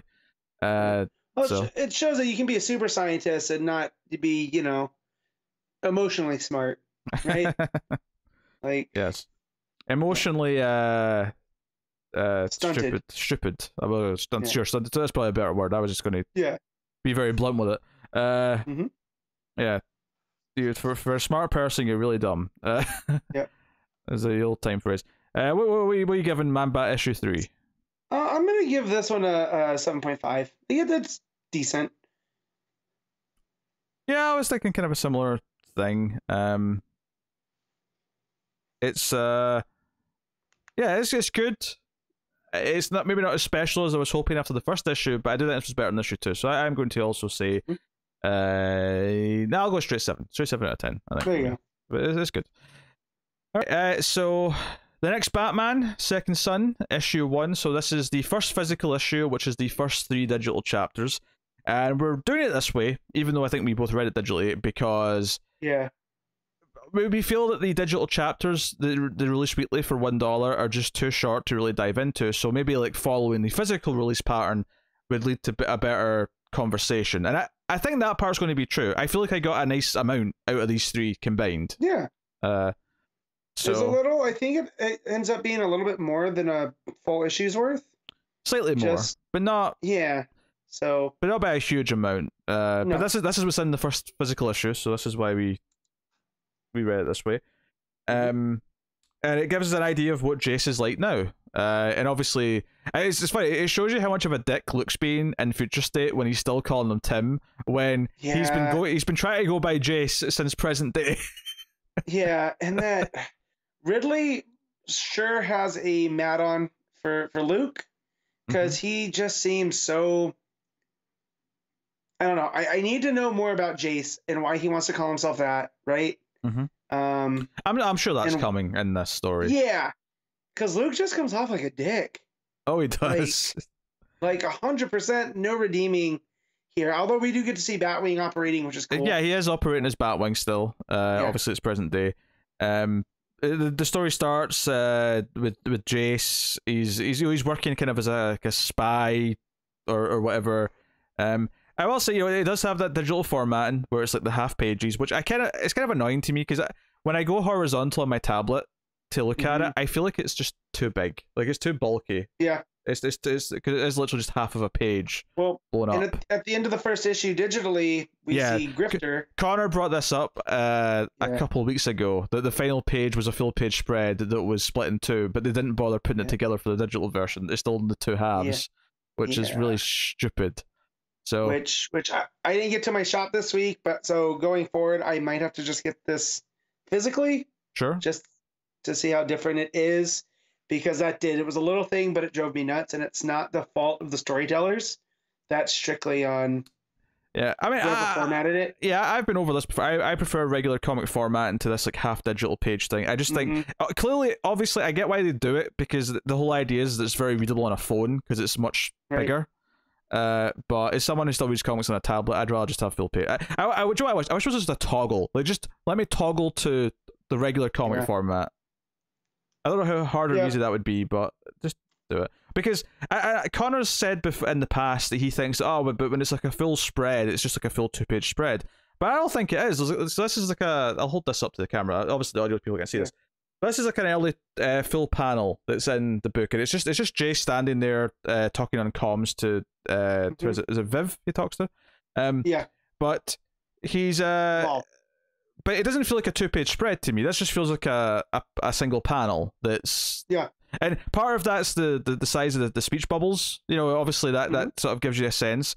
But also part of it's just the art. Like, I get the sense that the canvas that this was drawn on, you know, whether it be physical or digital, like however the artist does it, like you can tell it's a smaller. It's not meant to be a 2-page spread. Like, if you blew this up to 2-page spread, it'd be like, why is this a 2-page spread? It doesn't feel like the art is there to justify it. The detail's not there for it. So, not to throw Connor under the bus when he's not here, but his past argument that when there's a full panel in a digital formatted comic book, it's just like getting a 2-page spread in a regular comic, I disagree. It feels completely different. Anyway. Yeah. So, yeah, he's there to, like, spy on some dude here. Let me just get to it. So he's stealing stuff off a computer. He's just got a balaclava on. Yeah, it's a tech billionaire that's also doing some shady stuff. Yes. So whatever Jason's up to, seems to be in the spirit of Batman. He thinks he's trafficking, but the villain kind of implies that he doesn't even really know. Like, he's obviously up to something, but the villain clearly implies that, there's more to this that you don't even know. So I guess the good thing here is that it shows that, okay, he's already got skills. He's already doing Batman-y stuff. He's already spying. He's already fighting. He's already vigilanting, as it were, in his own way. And he gets into a fight with some of the guards, and he goes back to his hideout. And the end of the first digital chapter is him like going to his hideout, and Grifter's there saying that his dad's looking for him. Which, again, this is part of this shared Gotham connected stuff, is that the idea that Grifter's working for Lucius Fox is something that's established in the Future State stuff. So this is something that's already a thing here. But yeah, it's really weird that it's just a single full-page spread that's split into in digital version. And like, I could understand if there was something that we were supposed to see down by this lady's feet. It's not, though. But there's nothing there. So I went back 3 or 4 times. Like, am I missing something? No. You know, like, am I supposed to be focusing on, you know, like, does Grifter have a house arrest bracelet on, or anklet? You know, but no, it's just the back of his head. But also early on, Jace really reminds me of Black Panther with that suit, just running around, you know, which I think is cool because we get a lot of comparisons between Batman and Black Panther, you know, because they're both kind of humans hanging out with powered beings and whatnot. So. This is a silly thing to bring up, and it's not really that important, but I am going to point out that there is a little bit of overlap. So if you look at the bottom of the second last digital page and then the top of the last digital page, there's a little bit of overlap. So it kind of shows you that these digital pages are actually a little bit more than half of a regular page. Yeah. Just slightly. But you see her fingertips in both, is I guess the best thing to show it by. Anyway, that doesn't matter. Yeah. It was just a point of interest. If you frame it otherwise and you're cutting that the bottom panel too short, you know? Sure. So it is what it is. Yeah. And then digital chapter 2, still in issue 1 of the book. It's Jace arriving home. It mentions Mayor Nakano on the news, so really establishing that we're in the current present day Gotham. And we have his mom and his sisters meeting him at the airport, but notably Luke's not there. Lucius is too busy, apparently. And probably the biggest thing here is Tam, because this is the one who in the future is in a hospital bed. And I think we assumed a lot of things. It definitely feels like she obviously clearly already has health conditions. did you get the implication here that something he did in his teenage years actually caused this in the first place? Because I don't know, because we've been introduced to Tam before, and she seemed to be fine. Mm-hmm. You know, so if it was something from his teenage years, because we do know something involved a car. Yes. Because we got that in next Batman. So yeah, I don't know. And it's also when she was in the hospital bed, the family was blaming the masks. That's why they became so pro Nakano, and almost of the magistrate in that, because of whatever happened to Tam. Yeah. Because obviously the very end of this physical issue, there's a big cliffhanger with Tam, which isn't super mask related, really. They're not even debating mask when it happens. It's just, so I assume there's still more to it. But we see, you know, there's like a thug robbing a place, and Batwing steps in, so you get a bit of action here, again. But notably, like the cops who show up are like, no, like we don't need your help, leave. Like they get really, you know, mouthy with him. Again, just kind of establishing that, you know, the attitude in Gotham is changing, that the police are not welcoming the help of Bat characters and stuff. And of course, Grifter's filling in Lucius and what's going on. The reason why I needed him back, though, this is where it gets introduced. We get interested that there's going to be a disposition, and they're basically deciding if the Foxes should be able to keep the Wayne fortune. And Lucius is worried that a mistake, as he puts it later on, in JC's past is going to like unravel the whole thing because of something he did. Yep. So presumably we're going to find out about exactly the details of this when he's on stand. When he because Lucius is like, oh, are you going to, like, you know, say the right things? And he's like, I'll say whatever I want to say. I'll say the truth. And, you know, so I imagine we're going to get a very tense disposition scene in the coming issues soon. So, but this is notable. One of the things we mentioned in Batman is that Montoya is now the commissioner. The actual scenes of her being given this job are in this book, which is kind of neat. It makes this feel a little bit more important. I feel like it's a part of the what's going on in continuity. So this idea that the digital books feel separate is starting to kind of fade away. Yep. So it's something to bear in mind. Nakano offers her the job, and she's kind of hesitant because she's like, I'm not going to be your enforcer. I'm not going to like kill people with masks. And don't you dare sully the name Jim Gordon. Is basically something she says. But she does accept. She accepts it in the next part, but she does accept the job after there's an incident. So yeah, every time Jace tries to talk to Luke just kind of no sells him. Big time. And it's really upsetting, quite frankly. It's very unpleasant. So yeah. And even and I like Luke so much, but he's such a jerk, man. He is in this. He absolutely is. And Jace, you know, tries to talk to Tam, and even he's kind of conflicted. Like, should I even be back there? Is there anything here for me? And she gets kind of offended at that because, like, hey, like I'm here, your family's here. Like, I know, you know, not everyone's and that's actually the end. It's her walking away, kind of a sadness kind of moment as the end of the second digital chapter. And then moving into the third digital chapter, wrapping up the physical issue. AD, you know, it's the Arkham thing that actually convinces Renee to sign up, seemingly. And we have more Batwing, so this thug that Batwing fights, he pulls out what I would describe as a handheld buzzsaw. Yeah. Have you ever seen a buzzsaw that looks like this? I have not, but it is Gotham, so. Because it's. And people are saying you do get handheld, but you do, but they're sort of shaped in a very different. Like this is like a. Imagine like an axe, but at the top of the axe, instead of the axe, is a buzzsaw. Right, but you know what? It could be a surgical saw. Okay. Actually, Joe, I describe it as, it looks like a really big pizza car. It's a really nasty looking pizza car. There we go. That's how I describe it. What gets me here, and it was confusing, is the dialogue where he runs smack dab into Batwing because he's cloaked, and he says, "Been looking for, Winfield. Where's Joker?" That sentence doesn't make sense. So, wait, hold on. What are you saying? So when he knocks down this guy, Winfield, I'm assuming, because he was cloaked, right? He was like invisible. He said, "Been looking for, Winfield. Where's Joker? What does that sentence mean?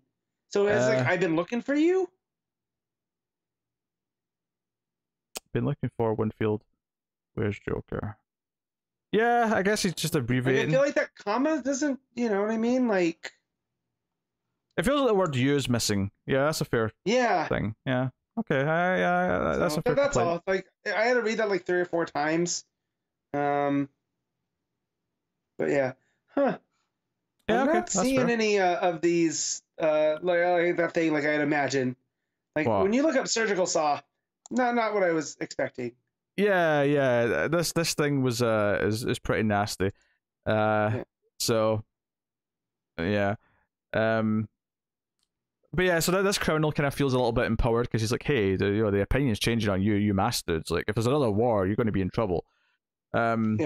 So again, the TV's talking about the mayor saying about mass and Lucius's war. This is where we have the scene with Lucius and Jace, and Lucius, sort of agrees to call him the right name, but then sort of immediately reverts to using Tim, within seconds, because he gets mad at him for not like towing the family line, as it were. So we kind of mentioned this. The main point of this is that he's like, no, I'm going to say whatever I want. But Jace feels kind of pissed that he couldn't even see his dad at home. He got an appointment to see him at the office as if it was a meeting. It all feels very corporate and stuff like that. So that's kind of odd. But it's making me not like Lucius as much. Like, which I think is the point here. Also, the art, like, typically it's been fine, but here, Lucius looks really young. Like, yeah, I think that's does not look like he can be the dad of 30-somethings, If anything, I would say Jace looks older in this scene than Lucius does. It's a little bit weird. I think that's I think Akins on the art is good, but he does have a very, very clean style, and I think part of that is that a lot of his characters do end up looking young. And I think the reason why Jace looks older is just purely because he has facial hair. I think that's it. Like that could be. He's got a goatee, and therefore he looks much older by default. Because it was very clean. There's not a lot of sketchiness. It's very simple, flat colors as well, which is not a bad thing. I mean, the art looks typically pleasing enough to look at. Yeah, so the end of this first physical issue is Jace being convinced to go and talk to the rest of the family by his little sister, and she makes him promise to. Oh, sorry, Luke. Sorry, not Jace. Jace is already down with the family. It's Luke that's convinced to go and talk to everyone. And she takes Luke down to meet with Jace and the others, and immediately, because Jace again tries to be nice and just says, "Hey, Luke," even though Luke's already been a dick to him. And he's like, well, hello, Jace. It's Jace, right? I don't want to offend you by accidentally using your real name. And he just comes off. Like, I don't think Luke has ever come off as much of a dick as he did in that speech bubble. Yep, for sure. It came out really, really shitty. And as the fight starts to break out, and it's kind of bubbling up the same stuff that they've been debating over the course of the issue, Tam in the background starts to get woozy as she says please, and then the final couple pages is her falling to the floor, and saying they need an ambulance, and Jace is just sort of looking in shock. And I do like the visual though that Luke goes down and like has her hand, but Jace is kind of at a distance. He cares, but he's in shock, and it gives you that visual that he's still kind of disconnected from the family. Yeah, he's still an outsider. Amongst his family. So that's the big cliffhanger to the end of the first physical issue. Yeah, I mean, I do think that reading it in this batch of 3 is probably, but I wish I could just read it digitally like it is in the physical book, though. I wish I didn't have to do the 3 separate chapters, which is a shame. But I am into the character. I am into Ridley's storytelling. So if this is how they're going to release it, I guess this is how I'm locked into it. But so yeah, it is what it is. Just give me a toggle. That's all I want. I want a toggle just to read it like the physical book, but digitally. That's all I want. About all 3 chapters, just give me a little switch that turns them into vertical pages combined together. I'd love it. I'd love it so much. DC. Thank you. Thanks for my TED Talk. Yeah. I mean, these first 3 chapters I think are solid. They're establishing who this character is in the present day. A lot of it's tying to the other stuff. I like that there's subplots going on with Montoya and building more of Gotham. I didn't expect that. I didn't expect it to be so relevant to the present day Gotham stuff. So that's kind of neat. Yeah, I'm looking forward to sort of seeing how he becomes. I mean, not that I expect him to become Batman by the end of the story because it's probably too early for that. But just you know, where the story goes. How it... Yeah, it's more about family dynamics than I expected. Sure. You know, through these. So that's pretty cool. That makes it stand out. Well, it's nice to actually have him interact with Tam because Tam was just in a coma the whole story before. So it's nice to actually see some of those interactions to see what she means to these people, and then like from that meaning to them and her relationship with them, we can that can have more meaning. Like when they care, when they argue about what caused her predicament, what caused her illness, what caused her injuries, it'll mean more to us because we've actually seen some of that relationship play out. So that's good. Yeah. All right. What are you giving next Batman Second Son issue 1? I'm gonna give it I'll give it a 7.5. I think I'm going to give it a 7.5. I think if I could read this as a normal issue, I'd have went up a half point, but I'm going to deduct half a point for making me read it in this stupid digital format. Fair enough. And I say that as someone who reads everything digitally anyway. Yeah, it's just the formatting. It needs a tweak. Yeah, it's just, I mean, not only just the way you have to read the pages, because it's like, part of it is I feel like I'm just going to new pages too quickly. Like, I'm finishing pages too quickly, and it's not comfortable. But the other part of it is it's all these short chapters, and yeah, waiting to binge read it in a batch of 3 does help a little bit, but it's still, I get to the end of it, and I have to click on the next issue, and I know that sounds really lazy. It's not an effort thing, it's more just, every time you have to turn the page, it's kind of breaking the flow of reading. So having to do it twice as often because you're only getting half pages is ruining what I think the typical flow of a comic should feel like. Right. And maybe that can change, but I don't necessarily think it becoming quicker is a good thing, necessarily. So, I don't know. That's something I'm sure they'll experiment with. All right, there you go. That's next Batman Second Son issue 1. Which actually was the last book of the show, which means we're out of that part of the episode where we pick our favorites of the week, do our favorite panel / moment, we do our favorite cover, favorite art, and our top 5 books. I actually think we both read 5 books this week, so it'll actually have 5 books in it. That's exciting. So Matt, why don't you start off with your favorite panel / moment? Yeah, so I'm gonna take it because I'm pretty sure I know what yours is gonna be, and if it's not, I'm gonna be upset. But I'm gonna take it from Green Lantern, where we get the scene of Kelly kind of fighting, using the gauntlet and stuff, because just her whole attitude just made me chuckle against the Guardians, and it really set her as she's going to be a part of this book, hopefully for a while, because I don't like the concept of having lanterns and not using them. Like I miss Jess, right? It was nice seeing Simon, but so yeah, so that's what I'm gonna go with. Yeah, hopefully we get some Jess. Yeah, I'm going with the tree from Swamp Thing. It has to be that. Like, that's one of those things where I turned the page and it's one of those great things where that character, that sheriff's reaction at the bottom of the page mirrored my reaction, and I felt like a connection to the characters in a story. Which, if you can nail that feeling, then you're achieving. And then the art's gorgeous, of course, and what it means to the story of like him overcoming what he's going through, and like all of it's just wonderful. So yeah, easily that for me.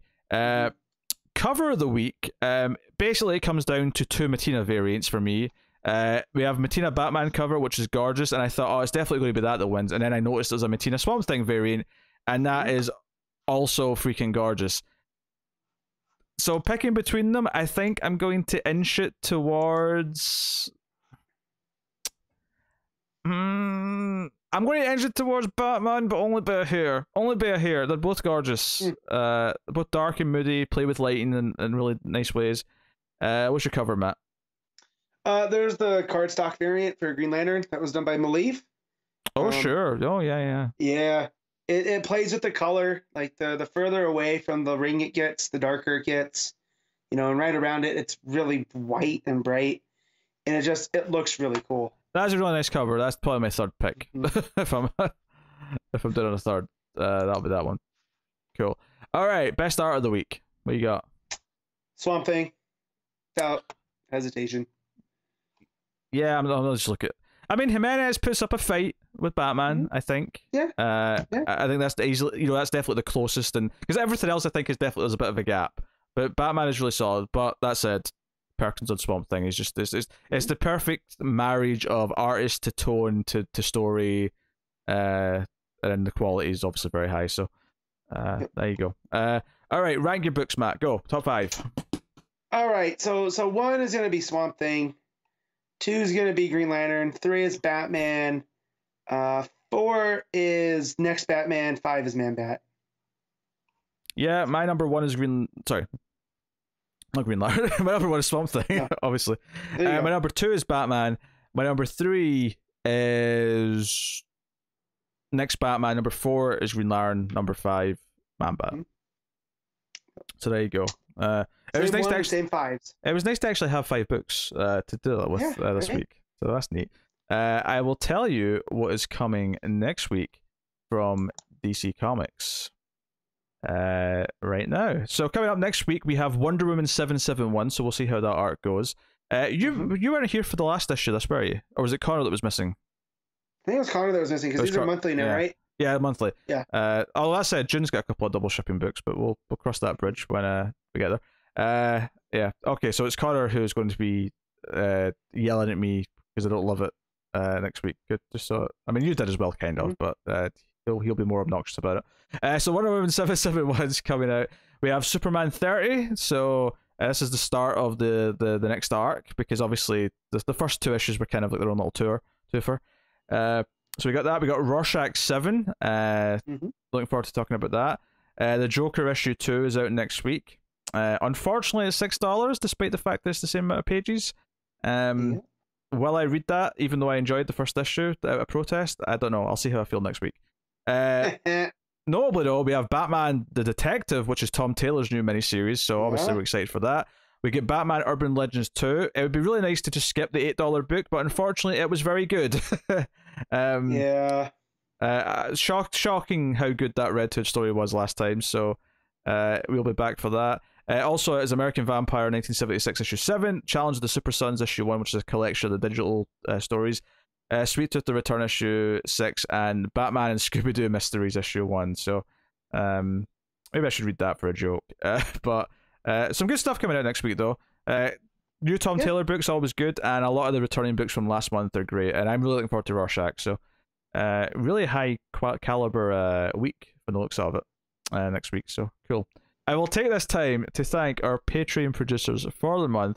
So thank you to Tyler Hess and the Palisades, David Short, Boardnow, Al Treisman, Christopher Moy, David Brown, and Stanley. They are all $20 or more at Stanley? No, Stanley. Stanley, that's what you said. Stanley, as in one name, Stanley. Yeah, it's Stan Lee. Not Stan Lee. Stanley's dead, Matt. Let it go. If we get a Jack Kirby next week, that's Do you think Stan Lee's estate is a patron, like his family are putting in? Yeah, okay. But anyway, so yeah, they're all patrons at $20 or more at patreon.com/MailFuzzTV. But you can, of course, support us for as little as $1 per month and help keep all the content coming, help keep the podcast thriving, and do that. Yeah, the $5 tier specifically is probably the most relevant because you get early access to the podcast. You get a day early. You get sometimes Saturday night whenever it's ready. Depending on your time zone. Like in the UK time, it's quite late. It's like after midnight. For obviously the US, it's a bit earlier, so you get a nice early Saturday time. Before it goes up on Sunday nights for everyone else. So go have a look there. Obviously, you can support us for free by simply commenting, liking on YouTube, rating the podcast on your podcast app. Give us 5 stars and a review. Really important. So go do all that. You can, of course, get us on Twitter at DC Comics Podcast. You can ask us questions there.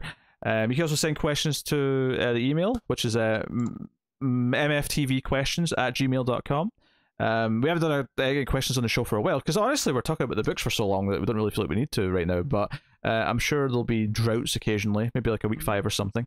But go and have a look at that. And just remember that the special celebration of hitting 250 episodes and hitting 5 years is our top 50 characters countdown, which you guys voted for. we will have that probably right at the end of the month, because Connor's expecting to have a Sunday off right at the end of the month, so that's when we're going to record it, and it'll be up probably the next day, I imagine. Premiering on YouTube. We'll do a premiere on the Mail Fuzz TV YouTube channel, so people can watch it together live as it's airing, but then obviously it'll be there afterwards as per usual, and it'll be on the podcast feed as well afterwards. But if you want to watch along with some other audience members and see the results be read out together, it'll premiere on the YouTube probably in the last couple of days of the month, so look forward to that. All right, there you go. That's everything. That's been the show. So thank you very much. Matt's going to go and watch the end of his terrible hockey game where his team is losing miserably because they played last night. No, when I said an update, the Sharks traded their good goalie to in division to the team that's ahead of the Knights, which not good. Yeah, that was the poor news. They won 6-4 last night. It was a crazy game. So, we're good. Well, I see what you were trying there. I'll just keep hoping they're going to lose. I'll root for the Canucks or something. They've been taken out by the old pandemic, so go ahead and root for them. They need you. Hey, it's the only team I know the name of, okay? That's why I said the Canucks. Because of the Ducks. You know the Ducks. I don't know. Okay, sure. Yes, the Mighty Ducks. Or just the Ducks. I don't know. They're just the Ducks now since 06. But you also have never seen Mystery Alaska?